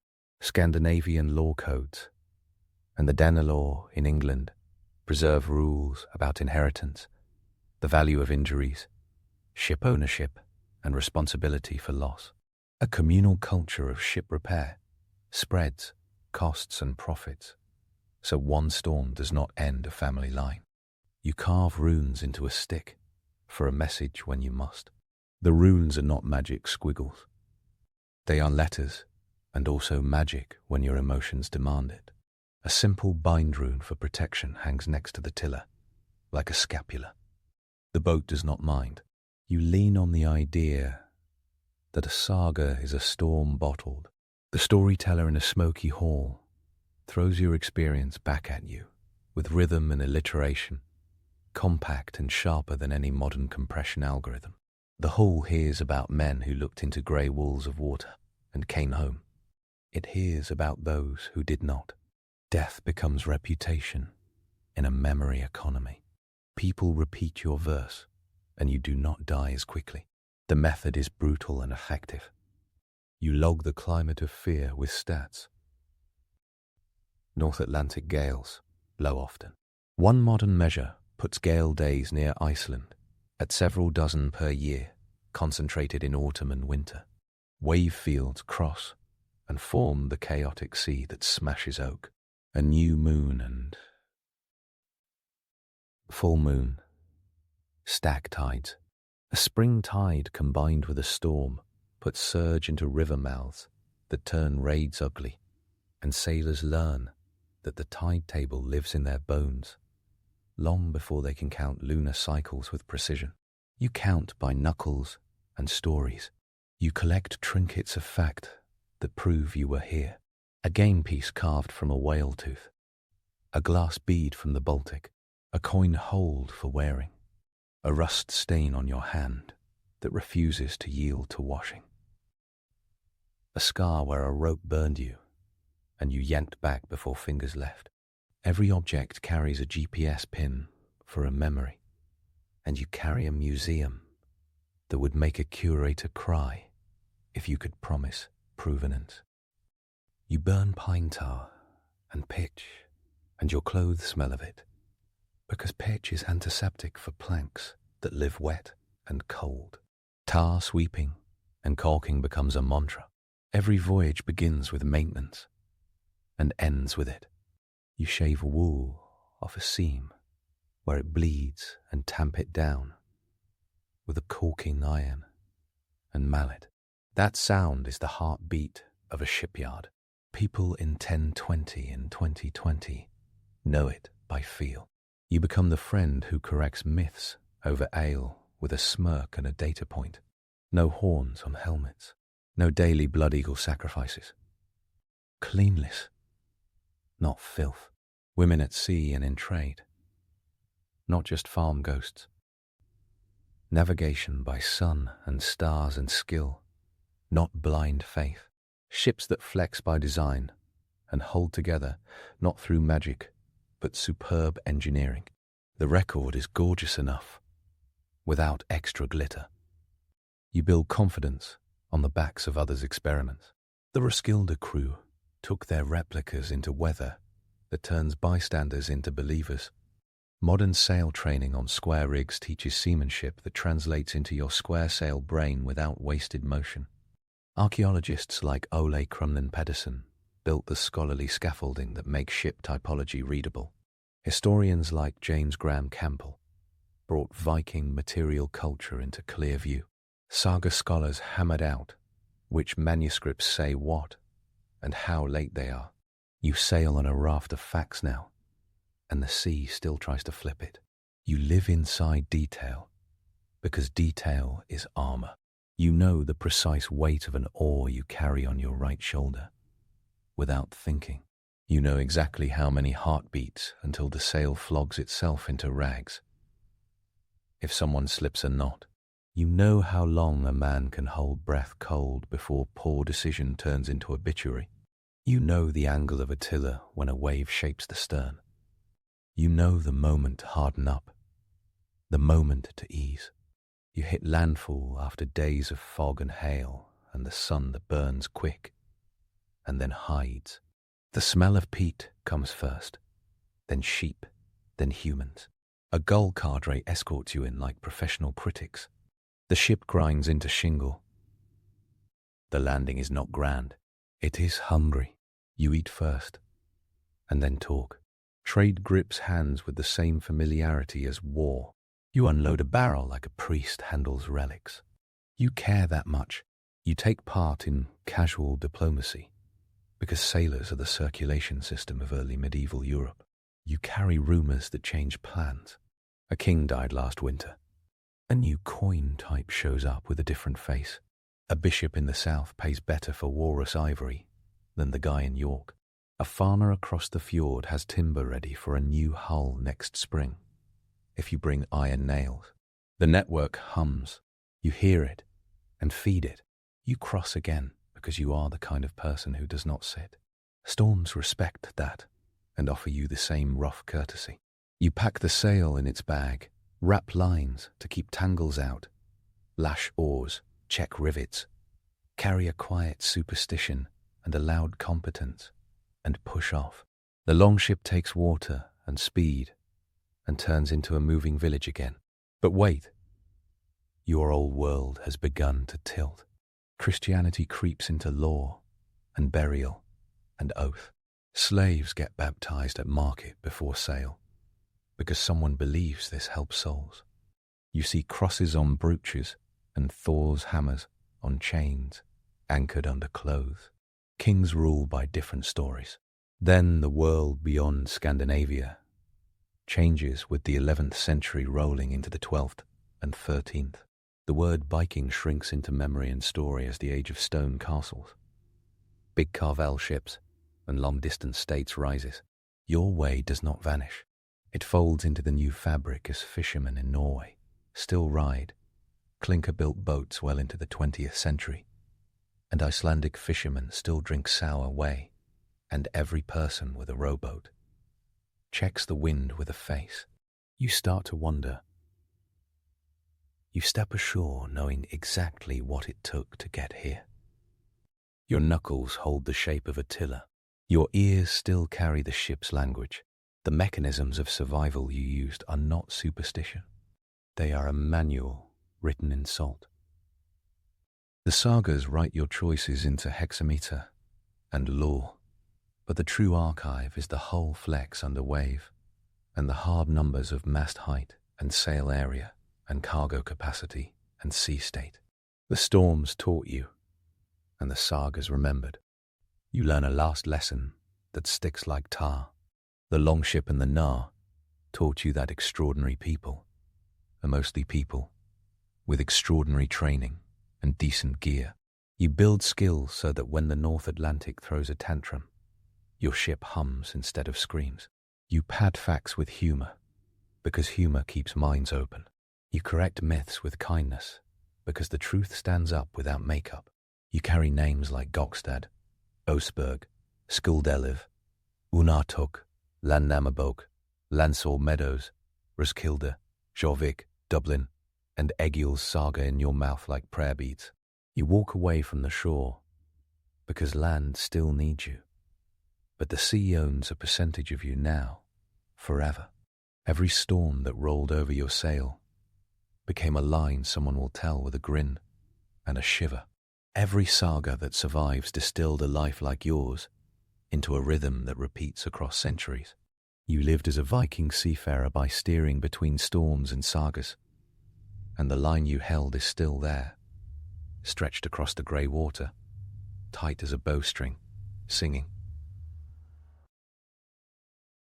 Moving on, our next tale is titled The Expansion of the Ottoman Empire under Suleiman. Mud, rain, and a 70-year-old Austrian count stopped the largest army Europe had seen in centuries. That image gets framed as a civilizational plot twist. In reality, it was one episode in a very long, very global story, written by a ruler who treated borders like pencil lines. He rode out at 26 and kept going till he died in armor at 72. The world learned to pronounce his name, and the map obliged. Suleiman. The story does not begin at Vienna's walls. It begins with a young sultan inheriting a windfall. In 1520 he took a throne already supercharged by his father Suleiman, who had smashed the Mamluks in 1516 to 1517 and folded Syria, Egypt, and the holy cities into Ottoman hands. The treasury was rich, the gunpowder corps drilled, the Red Sea guarded, and the empire suddenly present on every trade route that mattered. Suleiman's challenge was not to conquer something from nothing. His challenge was to convert momentum into permanence, and then into range. He started with a scar.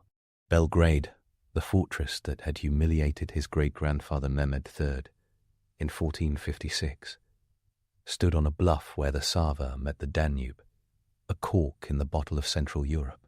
The new sultan brought river power and heavy bronze to the party. In 1521, his Danube flotilla lashed together rafts and gun platforms. Ottoman bombardiers hauled siege pieces forward. Along roads his army built as it marched. The guns cracked the walls, and by the 29th of August Belgrade fell. Ottoman troops posted the crescent above a gate that had once blocked them. A European diplomat later wrote that the road to Buda lay uncovered. He was right. Suleiman kept moving. The next year his banners appeared on an island whose defenders wore white crosses and a lifetime of grudges. Rhodes had been a maritime splinter in Ottoman skin since the early 1400s. From there, the Knights Hospitaller raided Muslim shipping, boarded pilgrim boats, and acted like privateers with better prior. The Sultan sailed with a fleet that Venetian observers sized at more than 300 ships, and a land force that chroniclers placed anywhere between 60,000 and six figures. The siege began in June 1522. Tunnels went down and counter-tunnels went deeper. Powder kegs collapsed bastions that looked immortal. The Grand Master, Philippe Fillier de Lille, Adam, rallied a few thousand men and kept fighting street by street. By December, starvation and shattered walls decided everything. Suleiman allowed the knights to depart with banners and relics, a calculated mercy that cost him nothing and bought him reputation. They resettled on Malta in 1530, set up a new fortress, and kept his name circled in red ink. Europe's real breaking point arrived 4 years later, on a marsh-rimmed field called Mohacs, on the 29th of August 1526, exactly 5 years after Belgrade's fall. The Ottoman army met the Kingdom of Hungary. The numbers tell a story with bad odds. Ottoman strength likely sat between 60,000 and 100,000, including thousands of janissaries and hundreds of field guns. The Hungarians, led by the 20-year-old King Louis II, mustered around 25,000 to 30,000, with noble cavalry charging the prestige of a bygone century. For 2 hours, the Ottoman artillery and janissary volley fire shredded armoured lines. Hungarian cavalry found mud instead of momentum. King Louis II died while fleeing, thrown from his horse into a marsh near the Sele Creek. The medieval Hungarian state collapsed on schedule. Chroniclers, Hungarian and Ottoman alike, understood the speed of it. A kingdom undone between a late afternoon and dusk. The aftershock was geopolitical avalanche. With no adult king, Hungary split. One faction elevated John Zapolya, the magnate with local roots. Another side offered the crown to Habsburg Archduke Ferdinand, brother of the Holy Roman Emperor Charles V. Suleiman saw 2 rivals and a lever. He endorsed Zapolya, rode back, and pushed the Habsburgs out of Buda in 1529.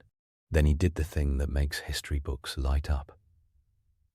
He took the road maps to Vienna, That march in 1529 carried all the swagger and all the headaches of early modern logistics. Rains turned roads to oatmeal. Heavy siege guns sank to their axles and had to be left behind. The army still approached with perhaps 100 to 120,000 effectives, a number not matched by any European field army that year.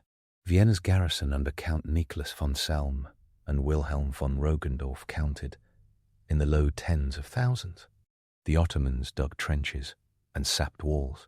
The defenders countermined and ignited tunnels beneath the attackers with timed explosives, a lethal version of underground tag. Autumn advanced faster than the trenches. Horses starved, and disease crept through wet camps. On the 14th of October, the Sultan broke off the siege. The Christian world framed it as a civilization, save the Ottoman world logged it as a logistical lesson and shifted to the agenda's next item. That next item spent the 1530s tying knots all over the map. On one side, Habsburg Europe. On another, the Safavid Empire under Shah Tahmasp in Iran. On the third, the salt and wind of the Mediterranean, where fleets decided who saw profit first. Suleiman built campaigns like a playlist, each track hitting a different front, but harmonizing the whole. In 1532, he pushed back into Habsburg territory and stalled at the small fortress of Guns, also called Kursek. A tiny garrison under Nikola Jurisic kept a massive army busy through August. The Sultan advanced as far as the outskirts of Vienna's orbit, but refused a messy late season repeat of 1529. He took towns, burned Habsburg prestige, and then signed what essentially was an armistice. The paper game moved to Constantinople in 1533. The treaty there recognized Suleiman's supremacy and Zapolia's kingship in much of Hungary, while Ferdinand kept western slices and a grudge. Hungary remained a fuse that kept burning. Zapolia died in 1540, leaving an infant son, John Sigismund. Ferdinand rushed to claim Buda. Suleiman arrived too fast. Under armistice talk and political theatre, the Ottomans took Buda on the 29th of August, 1541. That signature date again. They turned central Hungary into the Ile of Budin, a full Ottoman province with a governor, tax registers, and janissary garrisons. Western and northern Hungary remained under Habsburg control.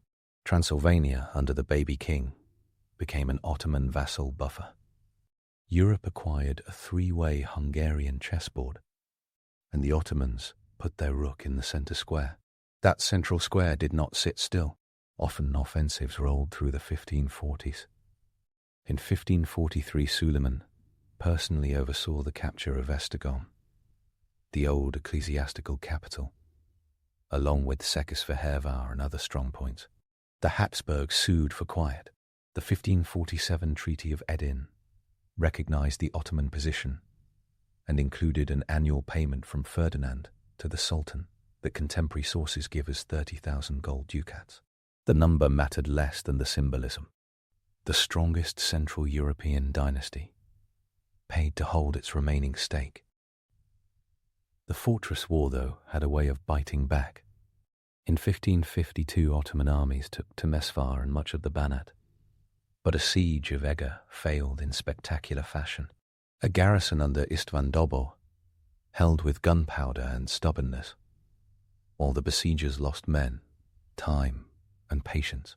The failure did not halt Ottoman expansion, but it proved that the age of charging cavalry was over, and the age of walls, guns, and attrition had fully arrived. Suleiman never let one front decide the era. While his banners appeared along the Danube, they also tracked eastward along the Tigris. In 1535, he took the Ottoman-Safavid rivalry into high gear. Pargali Ibrahim Pasha, his Grand Vizier, led the early phases and rode into Tabriz without resistance. The Sultan continued to Baghdad. That city, once the Abbasid capital, and now a prestigious strategic hub, opened its gates in 1534. Ottoman control of Mesopotamia meant command of the lower Tigris and Euphrates, the caravan roads from Aleppo to Basra, and a spiritual narrative that positioned the Ottoman dynasty as protectors of Islam's key routes and cities. Halil Inaltskirk and Caroline Finkel both point out how this eastern push consolidated Selim's Mamluk conquests, linking Syria and Egypt securely to Anatolia and beyond, with a new arc through Iraq. The struggle with the Safavids became a trilogy. The 1548-1549 campaign saw Ottoman forces seize and then abandon Tabriz again, a city too exposed and too close to a Safavid heartland, ready to scorch its own earth. The 1553-1555 phase ended with something rare and durable in the region's history. The Peace of Amasya in 1555 recognized Ottoman possession of Baghdad, Lower Mesopotamia, and most of eastern Anatolia, including Diyarbakir and Van, while the Safavids retained Tabriz and eastern Armenia. The line was not just a political boundary, it was a lived frontier. Culture, clergy, caravan tolls, and scribal paperwork that endured for decades. Gabor Agostin's work on Ottoman warfare and logistics highlights how that frontier, with Iran, ate resources but gave the empire strategic depth and bragging rights that mattered in both pulpits and chancelleries. While the army carried the standards, the navy wrote the press releases. The Mediterranean, in the 1530s, was a spreadsheet of ports and convoy routes, and the Ottomans aggressively filled cells left empty by their enemies. In 1536, Suleiman sealed a formal alliance with Francis I of France, a move that made conservative Europe spit out its communion wine. The Franco-Ottoman ties included commercial capitulations that granted French merchants tax privileges and legal protections in Ottoman ports. It also included very visible military coordination. In 1538, Hayreddin Barbarossa, the corsair turned imperial admiral, smashed a Holy League fleet at Preveza. Andrea Doria's galleys fought with the confidence of past victories. Barbarossa fought with the wind, oars, and an understanding of coastal geography that bordered on clairvoyant. The result promised Ottoman primacy in the eastern Mediterranean. For a generation, diplomacy shifted into co-branding. In 1543-1544, Barbarossa's fleet helped French forces take Nice, then wintered in Toulon with the blessing of the French crown. Local churches hosted Muslim prayer under official instruction, and the city became an Ottoman naval base for months. French chroniclers left a mix of awe, profit, and discomfort in their accounts. Perfect archival material for anyone who enjoys watching Europe's self-image learn elasticity. The Ottoman reach around Africa's shoulder is the part of the story that shuts down simplistic maps.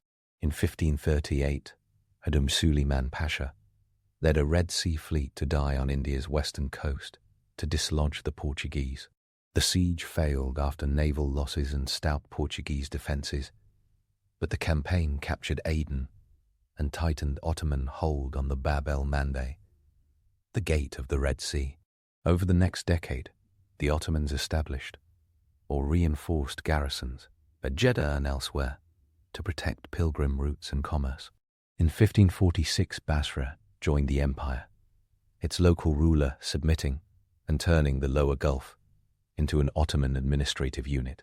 Piri Reis, the famous cartographer whose world map of 1513 still gets coffee table book treatment, commanded in the Gulf and Arabian Sea. He captured Muscat in 1552, but could not reduce Hormuz, that rock with a castle and a level of Portuguese stubbornness, matched only by their zest for spice monopoly. After a failed withdrawal, he was executed in Cairo in 1554 for misconduct and miscalculation. Saidi Ali Reis, another Ottoman admiral, lost fights to the Portuguese, got storm-tossed into the Indian Ocean monsoon, and recorded his odyssey back overland through Gujarat and Central Asia in a travel narrative that scholars like Andrew Hess cite as evidence of Ottoman global curiosity, even when the scoreline read frustratingly close. North Africa brought more consistent wins. Algiers moved under firm Ottoman suzerainty by 1529, when Barbarossa captured the Peñon of Algiers from the Spanish. Tripoli fell in 1551 to Sinan Pasha and Turgut Reis, giving the Ottomans another key harbour. The Battle of Jerba in 1560 delivered a decisive Ottoman victory over a Spanish-led fleet. Thousands of Christians went into Ottoman captivity, and the island's fort fell after a siege measured in weeks rather than months. The empire now held a cord that ran from the Aegean to the Maghreb, and then wrapped around into the western Mediterranean, where Ottoman squadrons could appear off Sicily or Calabria, raid, resupply, and vanish while keeping Venetian convoys sweating. The knights who left Rhodes had not forgotten anything.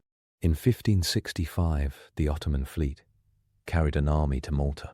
Mustafa Pasha and Piali Pasha led the expedition. Turgut Reis, now an old master of the sea, joined and died during the campaign in June, likely from a head wound. The siege was brutal. At its peak, the Ottoman force may have approached 30,000 to 40,000. The defenders, including the knights under Jean Paristo de Valette and local Maltese militia, numbered only a few thousand. The Ottomans took outlying forts with staggering casualties and pounded the core positions until the rock itself seemed to shake. A Habsburg relief force and dwindling supplies forced a withdrawal in September. The strategic balance did not collapse, but the mythic aura around the knights acquired a new chapter. The Ottomans chalked it up as another harsh reminder that fortresses and logistics, not Helen alone, would decide this sea's balance. Back in Europe's heartland, the Hungarian chessboard kept unfolding with grim efficiency. Ottoman capture of Drijeli in 1552, the consolidation of Novgorod County, and the fall of Szolnok in 1554 tightened the ring around Habsburg positions. The empire organized new provinces like Temeshvar in 1552, turning conquest into budgets and muster rolls, to rear difters, the beautiful, suffocating tax registers of the Ottoman scribal machine, counted villages, mills, gardens, and Christian heads of households with a precision that would impress a modern statistics office. The central treasury collected cash, while the Sipahi cavalry drew revenue from their Timar land grants, a system Hali Analkik has described as the beating heart of Ottoman provincial military organization. Urban garrisons housed janissaries, whose numbers by the mid-century stood in the multi-thousands per major front, their salaries paid in coin, and their muskets maintained like sacred instruments. Suleiman's administrative flair earned him an Ottoman epithet that lands differently in English. In Europe, he courts the nickname the Magnificent, a label soaked in silk and theatre. In Turkish, he is Kanuni, the lawgiver. His reign saw a consolidation of imperial law, codified in can names that regulated taxes, feudal obligations, criminal penalties, and land tenure in ways that harmonized with Islamic law, but responded to the needs of an expanding multi-ethnic empire. The law codes mattered in war, more than they look at first glance. A province that knows the rules, loads supply wagons on time. A fortress that understands pay schedules, does not mutiny. Caroline Finkel and Soraya Faroki both underline how this legal clarity supported the machine that kept moving across 3 continents. There is a myth that the Ottoman Empire peaked and then collapsed in a breath after Suleiman's death. That story makes great moral drama and terrible history. The empire reached its greatest territorial extent a century later, in the 1680s under Mehmed Ive. What Suleiman built was a scaffolding of habits and frontiers that endured beyond him. He also left a power that knew how to bluff and when to bank victories. He did not always win. Vienna stayed out of reach in 1529. Eger showed the price of hubris. The Indian Ocean humbled his admirals as much as it empowered them. But the trend line across his 46-year reign was clear. From Buda to Baghdad, from Preveza to Basra, the borders moved outward and then held. That outward movement also relied on alliances that still surprise many readers. The Franco-Ottoman alignment rattled Christendom, not just because it happened, but because it worked. Francis, I sent ambassadors in the 1520s, seeking relief after his catastrophe at Pavia in 1525. By 1536, the capitulations gave French traders low customs duties and judicial rights under their own consuls in Ottoman ports, a kind of early extraterritorial privilege that Anglo merchants would later envy. French ships sailed with Ottoman convoys and vice versa, and Toulon's winter of 1543-1544 stands as the most cinematic scene of interconfessional cooperation in the century. Kenneth Setton's multi-volume research on the papacy and the Levant reads those years with horror and fascination, seeing power operate across ideals that refused to cooperate in theory, but always managed in practice. Another myth deserves an unceremonious exit. The idea that Vienna in 1529 saved Europe turns an ugly siege into an epochal border. The siege failed, yes, and the defenders deserve the medals carved in stone around the ringstress. But the Ottoman fleet burned Venice's confidence a year later at Preveza. Ottoman horses and cannons kept ploughing the Hungarian plain for another 3 decades. The empire planted its frontier only 150 kilometers from Vienna and kept it there through a network of strongholds that Habsburg commanders learned to respect. The line in the 1500s did not divide civilizations. It divided tax districts, garrison towns, and men who prayed to different gods and still haggled over grain prices on the same key. Suleiman's expansion carried a velvet glove around an iron fiscal hand.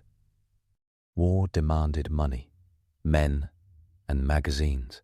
The empire's population in his time sits in scholarly estimates in the tens of millions, likely around 15 to 20 million, across a space that included the Balkans, Anatolia, the Arab provinces, and North Africa.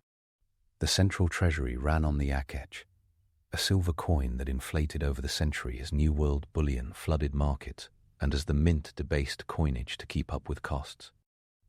Shevke Pamuk and other economic historians trace the price revolution's impact on Ottoman soldiers' pay and provincial stability.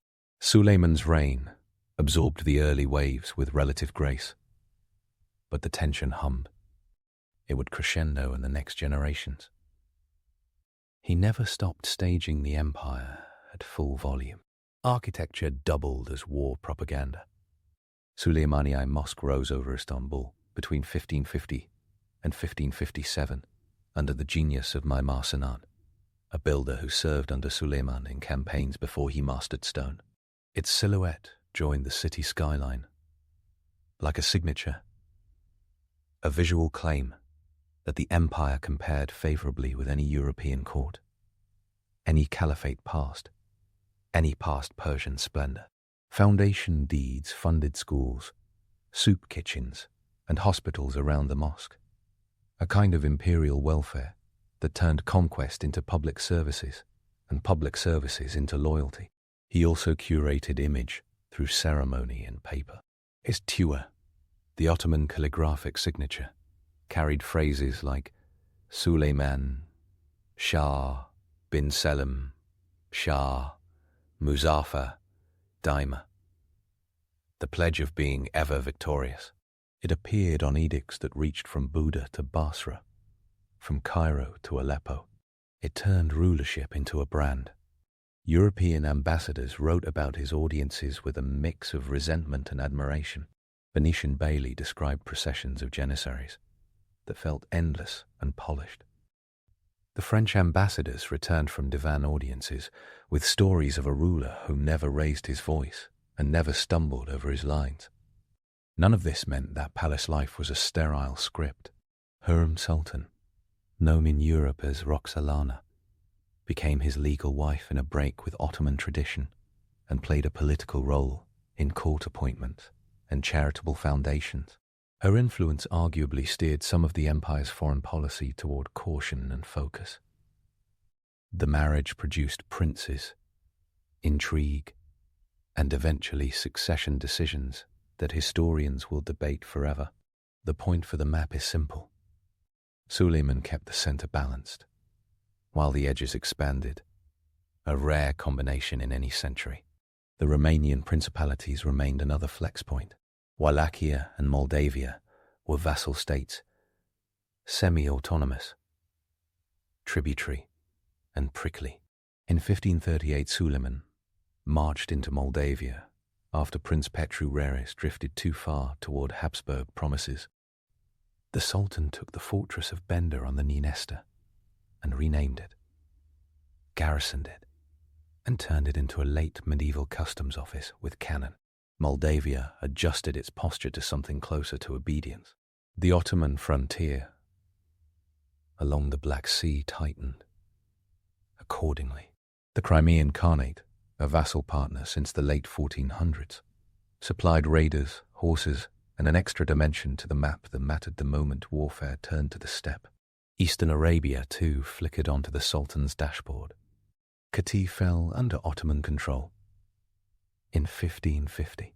By the late 1550s, the Lhasa region was effectively an Ottoman province, its dates and pearls feeding a slim line of tax revenue and a thicker line of prestige, because prestige loves a coastline.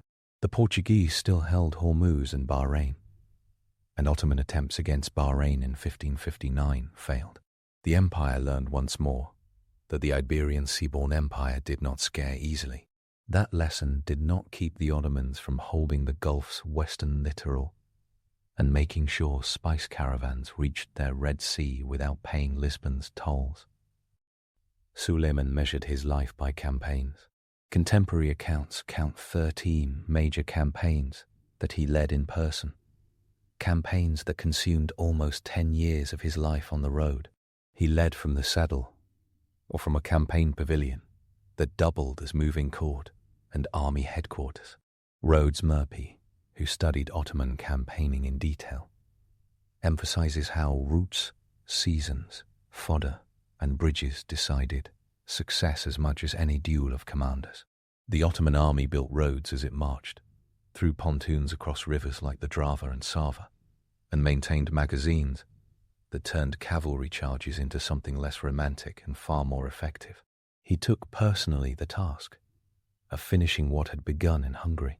In 1566, in his 7th decade, and suffering from illness, he rode out one last time toward a fortress that controlled the approaches to the frontier towns he wanted in his column.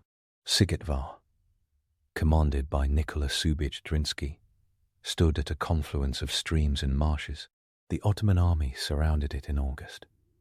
The defenders fought like men who understood that their names would be carved onto local walls and European memory. Cannons turned towers into rubble.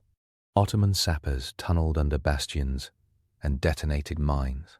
Inside the fortress, stone turned into dust, but morale held with nails. On the night of the 6th of September, 1566, in his campaign tent, the Sultan died. The death was kept secret by Grand Vizier Sokolu, Mehmed Pasha, until the fortress fell. The few days later, in a final sortie that entered legend, Zrinski led the last of his garrison in a charge that broke on Ottoman ranks. The stronghold fell. News of the Sultan's death filtered through the army and back to Istanbul, alongside news of victory. Succession ceremonies began quickly for Suleiman. Sokolu's steady hand made sure the army returned without a panic. Suleiman exited his story the way he lived it, with a conquest and a ledger both marked complete. The idea that expansion under Suleiman meant a blunt forward march needs tweaking. He played a game of position as much as shock.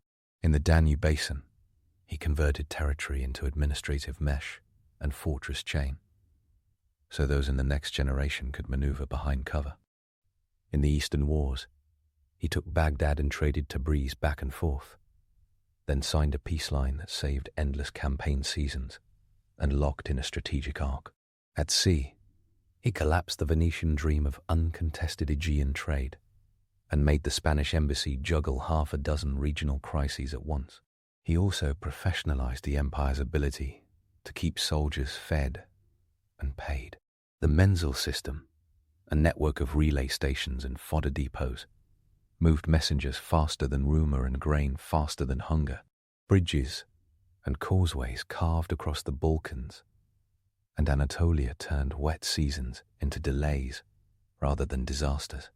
The Janissary Corps, salaried and drilled, functioned as urban occupation forces and shock infantry. Their numbers grew during his reign, probably into the tens of thousands across the empire, with Istanbul's core unit bolstered by provincial garrisons. Their muskets updated regularly, their wages adjusted to inflation in fits and starts, kept the empire's head above the fiscal tide. Ottoman artillery, cast in bronze, improved in range and consistency. A legacy of Balkan founders and an imperial workshop system that mastered quality control. Field guns at Mohacs and siege guns at Rhodes and Budapest wrote the modern manual on how to make wars reconsider their options. Armies from Madrid to Krakow took notes. Gunpowder turned noble cavalry from headline act to specialty act, and the Hungarians found that out the hard way in 1526. There is also the constant undertext that conquest runs on legal paperwork. Suleiman's canyon names organized land into categories of miri, state-owned, and differently titled private and religious holdings that affected tax obligations and military service. Christian peasantry paid Sisya and other levies, and drank their wine and planted their fields under regimes that were more interested in predictable revenue than in micromanaging belief. This balance did not foreclose coercion or revolt. It did create a norm in which the empire fed itself without constant chaos. When revolt did flare, as in some rural Anatolian disturbances during the 16th century, the crown damped them with a mix of force and patronage. The dual strategy of every pre-modern state that wanted to wake up next year with the same borders. He wore theatre like armor. Court pageantry mattered inside and outside. Ambassadors counted janissaries on parade to estimate numbers. They tallied cannons in the yard. They described turbans and textiles with the gaze of men comparing budgets in silk and shot rather than currency. The Sublime Porte became a shorthand for power. The empire's scribes drafted documents that combined torrential prose with precise commands. Even the Toura's flourishes served a purpose, projecting a kingly identity that filled space with stylized control. As for his moniker, the Magnificent came not only from pearls and procession, but from the scale of everything he attempted. He attempted what mattered in his time. He pushed into Central Europe as far as the river network and supply lines permitted. He took Baghdad and made that city Ottoman again, shaping the fate of Iraq down to the 20th century. He made the Eastern Mediterranean an Ottoman lake after 1538, and then used it as a springboard for experiments on the wide ocean that taught lessons, sometimes expensive ones, about limits and possibilities. He secured routes to Mecca and Medina, and pushed Ottoman suzerainty along the Red Sea and the Gulf to make the empire both steward of a faith and manager of trade with actual results measured in tonnage and tolls. His victories also created workload. Every fortress gained meant a garrison to pay. Every port captured meant a customs house to run. Inflation began to creak under the empire as the century wore on. The institutions he built handled the strain for decades, but the strain was there. The seeds of later trouble, the price squeezes, the janissary demands for pay increases, and the provincial rebellions of the later 16th century all germinated in this period of maximum stretch. Strength and stress grew together. Historian Gabor Agoston writes that Ottoman success before 1600 lay in transforming wild gains into structured power, even as the internal calculus of resources turned trickier. Suleiman's foreign relations kept his adversaries busy in ways that historians still love to map. Charles V, ruling a composite monarchy that included Spain, the Low Countries, and a rotating headache over Italy and Germany, faced Ottoman pressure that aligned perfectly with France's needs. The Habsburg-Valois rivalry became one of Suleiman's most reliable force multipliers. In an age of almost constant warfare, he treated rivalries as fuel rather than friction. When the Spanish retook Tunis in 1535, after Barbarossa's seizure in 1534, the Ottomans pivoted to consolidate Tripoli and Algerian positions instead of wasting fleets in a recapture they did not need immediately. When the Safavids withdrew and refused pitched battles, the Ottomans looked for ways to make their victories stick administratively rather than demand a battlefield that might never arrive. After 1555, with the Amasya Peace stabilizing the east, Suleiman concentrated again on the Danube line and Mediterranean dominance. The Great Siege of Malta's failure hurt prestige, but did not challenge strategic holdings.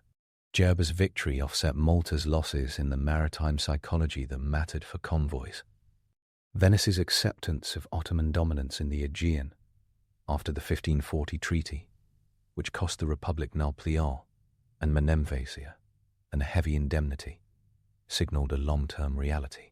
Merchant republics prefer profit to martyrdom, and Venice kept trading in Ottoman harbours under prices negotiated rather than cannons loaded. By the mid-1560s, the empire's frontiers looked less like pointed spears and more like hammered iron. The Ottoman state governed from the Adriatic to the Caucasus. It taxed peasants in Bosnia and traders in Aleppo. It posted gunners at Buda and scribes at Baghdad. The Sultan moved between Topkapi and campaign tents, knowing that both spaces formed the same throne. He wrote poetry under the name Muhibbi and judged heirs under the cold calculus of a dynasty that could not afford sentiment. He balanced nobles, janissaries, pashas, ulama, and queens in a choreography that kept the empire's center from falling apart under the weight of success. He died on campaign, which felt narratively inevitable, because that is where he had spent his life. The empire he left could still move. His son Selim too, often caricatured as a wine-loving palace dweller, presided over a machine that took Cyprus in 1570 to them 1571, and lost a battle at Lepanto in 1571, but did not lose a war. The Ottoman state absorbed blows and recalibrated in a way that confounded enemies who believed in single turning points. Europe's textbooks like to mark Vienna in 1529 as a pivot. The Ottoman record shows a long mutual pressure that shaped empires over a century. The myths keep coming and keep getting corrected. The harem appears in popular culture like an embezzled fantasy. In daily life it mattered as a school of politics and patronage, and Hurrem Sultan's charities alone left a trail of stone and soup that historians can still walk. The janissaries show up as robotic slaves. In reality, they formed political blocs and negotiated wages with street-level vigor. The idea that conquest meant crude smash and grab misses the volume of paper generated to stabilize a new province. An empire does not hold Uda for 145 years with swagger alone. It holds it with district courts and bridge repair, with state bakeries and vault keys, with prosecutors and notaries who know how to stamp documents without starting a small riot. Suleiman's expansion built the stage on which early modern Europe played out its anxieties and imitations. Habsburg defensive networks in Hungary and Croatia, the military frontier system, grew in direct response to Ottoman pressure. The science of fortification in Europe, the Trace Italienne with angled bastions, spread not just because Italians liked geometry, but because Ottoman artillery made medieval walls irrelevant. The Spanish and Portuguese pushed harder in the Atlantic, in part because Ottoman power and Mamluk loss of Egypt shifted the spice routes. A new oceanic system ate into old Mediterranean profits, and the Ottomans responded by trying to force value back through the Red Sea and Gulf. The world economy became a rotation of Atlantic and Mediterranean strategies, with Suleiman's empire playing both defense and offense at once. Observers noticed. Venetian diarists, like Marino Sanuto, tracked Ottoman campaigns against a calendar of convoy sailings and vote tallies in the Senate. Habsburg agents wrote from Istanbul on the mechanics of audiences and on the odds of another Danube campaign in the coming season. Ottoman chroniclers like Selalzaid Mustafa celebrated the law codes and framed victories in stylized prose that matched the state's self-image. European maps started to feature the Ottoman crescent, not as an unknown other, but as a fact of life that required respect. Even the insult literature, the polemics that raged across pamphlets, reveal an enemy they grudgingly understood as modern in methods and in means. His era's numbers speak with clout. Belgrade in 1521, Rhodes in 1522, Mohacs in 1526, Vienna attempted in 1529, Buda annexed in 15441, Esztergom and Székesfehérvár in 1514-43, Preveza in 1549, Tripoli in 1541, Djerba in 1541, Djerba in 1541, Djerba in 1541, Djerba in 1541, Djerba in 1541, Djerba in 1541, Djerba in 1541. 68. Var in 1556, Baghdad in 1534, Amasya in 1555, Qatif in 1550, Basra in 1546, Aden in 1538, and again in 1548. A string of place names that form a lattice rather than a line, a network where each node reinforced several others. Military historians like John Gwill Martin and naval historians like Roger Crowley have underlined how controlling nodes beats chasing lines, and Suleiman governed like he understood that rule by instinct. He also understood the theatre of mercy. He let the knights leave Rhodes with dignity, a decision that sold him as magnanimous to European chroniclers and as supremely confident to his own. He offered amnesties in newly conquered provinces to bring elites into the fold. He executed his Grand Vizier Ibrahim Pasha in 1536, a shock that reminded everyone that proximity to the throne meant both power and risk. He watched princes rise and fall in a succession system that enforced stability with cruelty. These decisions read as contradictions until one remembers the calculus beneath them. The empire had to look both legitimate and terrifying. Its ruler had to write law and write death warrants with equal plan. Debunking tired lines about Suleiman's singular genius does not require minimizing his impact. It requires understanding the machine he tuned and the landscape he altered. Empires are built by systems, not by men alone. He built the system. He rode it until he wore out. He left behind a frontier on the Danube that fixed Europe's center of gravity. He left an eastern frontier that decided which mosques and shrines fell under which pious endowments, decisions that shaped sectarian landscapes into the present. He left a maritime system that made Malta matter and Venice reconsider its bank accounts. He left law that kept provinces functioning when charisma no longer did. A modern viewer can watch the montage in their mind.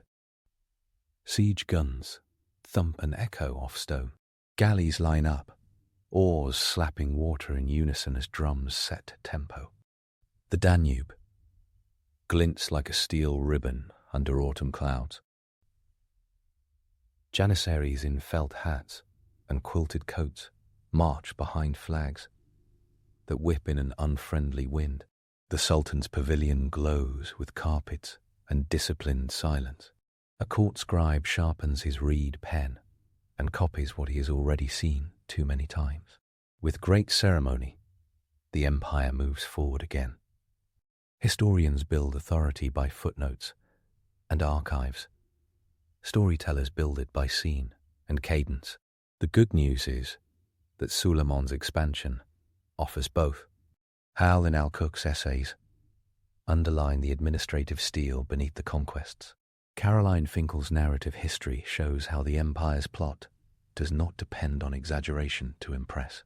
Gabor Augustine's work on guns and granaries explains why sieges and seasons did the heavy lifting. Kenneth Seton traces relations that churchmen found hard to preach around and that princes found convenient to sign. Roger Crowley sets the sea battles under a sky that still smells like salt and pitch, if the reader lets it. No invented heroics are necessary, because the real ones run along the calendar. 1521, 1522, 1526, 1529. The empire moves, sometimes with banners high, sometimes with wagons stuck in the muck. 1534, 1538, 1541, 1543. Europe reads dispatches and decides what to spend and where to pray. 1551, 1555, 1560, 1565, 1566. The old Sultan breathes in canvas, hears muffled cannon through the tent wall. And then there is a September morning without him. The borders he drew continue to function, like a program that keeps running after the developer has left the office. The expansion of the Ottoman Empire under Suleiman did not just tilt maps, it rewired habits. The Danube became a frontier that taught engineers how to draw new shapes into fortifications. The eastern line with the Safavids stabilized trade routes that gave Aleppo and Diyarbakir richer decades than their architecture alone would suggest. The Mediterranean filled with Ottoman convoys and corsair ships operating under letters of marque issued by a Muslim emperor who saw no contradiction in hiring former Christians to raid Christian coasts. The Red Sea and the Gulf became imperial backyards, even when a Portuguese carrack cut across the horizon with a swagger that said empire in a different key. He ruled long enough to make his work look permanent. That illusion is a prerequisite for any hegemony. The permanence lasted as long as any reasonable political structure in a violent century could hope. 46 years on the throne created a generation of provincial officials who had known no other sultan. It created a cohort of janissaries whose grandfather's service smelled like legend and whose own service looked like routine. It created a diplomatic circuit where ambassadors learned Ottoman ceremonial and language, and then retired to write reports that their kings could not ignore. The expansion's emotional underside still reverberates in the countries it touched. Hungarian epic poetry remembers Mohacs as trauma. Balkan folk songs remember Ottoman taxes with bitter humor. Turkish narratives cast Suleiman as a keystone of identity and modern memory, a combination of iron and art that allows a modern state to feel older than its passports. Arab accounts remember Ottoman rule as both shield and imposition, a duality that bends depending on the century being read.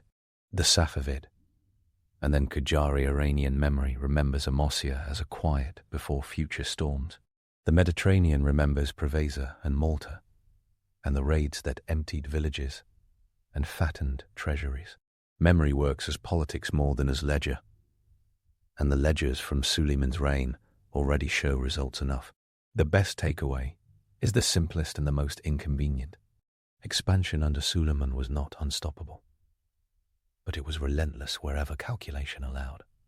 Mud stopped guns in 1529. Eggers' walls and defenders stopped an army in 1552. Hormuz walls stopped an admiral in 1552. Malta's bastions and plague and politics stopped another in 1565. Yet the empire kept succeeding in aggregate. Belgrade's fall in 1521 opened a theatre that remained Ottoman for generations. Rhodes's capture in 1522 reduced a harassment campaign that had lasted a century. Mohacs in 1526 destroyed a medieval state structure and replaced it with a modern imperial frontier. Baghdad's capture in 1534 wrote a new chapter in the story of Iraq that still weighs on geopolitics. The man who rode through these dates has become a collection of images, paintings in silk robes and an oversized turban, Netflix dramatizations, and modern portraits stamped onto mugs in souvenir shops from Istanbul to Budapest. Strip away the kitsch and the hero worship, and the silhouette stands in clear relief. He was a ruler who turned inheritance into expansion, expansion into administration, administration into routine, routine into habit, and habit into identity. He built a military machine that could campaign yearly across a landmass that covered more than 5 million square kilometers at its zenith decades later. He banked victories when he saw them, and backed away when they turned too expensive. He made alliances that offended pulpits and enriched treasuries. He learned from failures and kept those lessons in his next movement order. The weather over Vienna in 1529 soaked his tents and dampened powder and kept the city on its own side of the story. History remembered that storm as destiny. He treated it as data. The rest of his reign reads like the work of someone who knew that mud wins battles and organization wins wars, and that a long reign rewards patience more than bravado. The empire he left would still be moving its pieces long after he left the board. That is expansion as a legacy rather than a headline. That is Suleiman, the man whose empire decided the shape of a century and the rhythm of the few after it.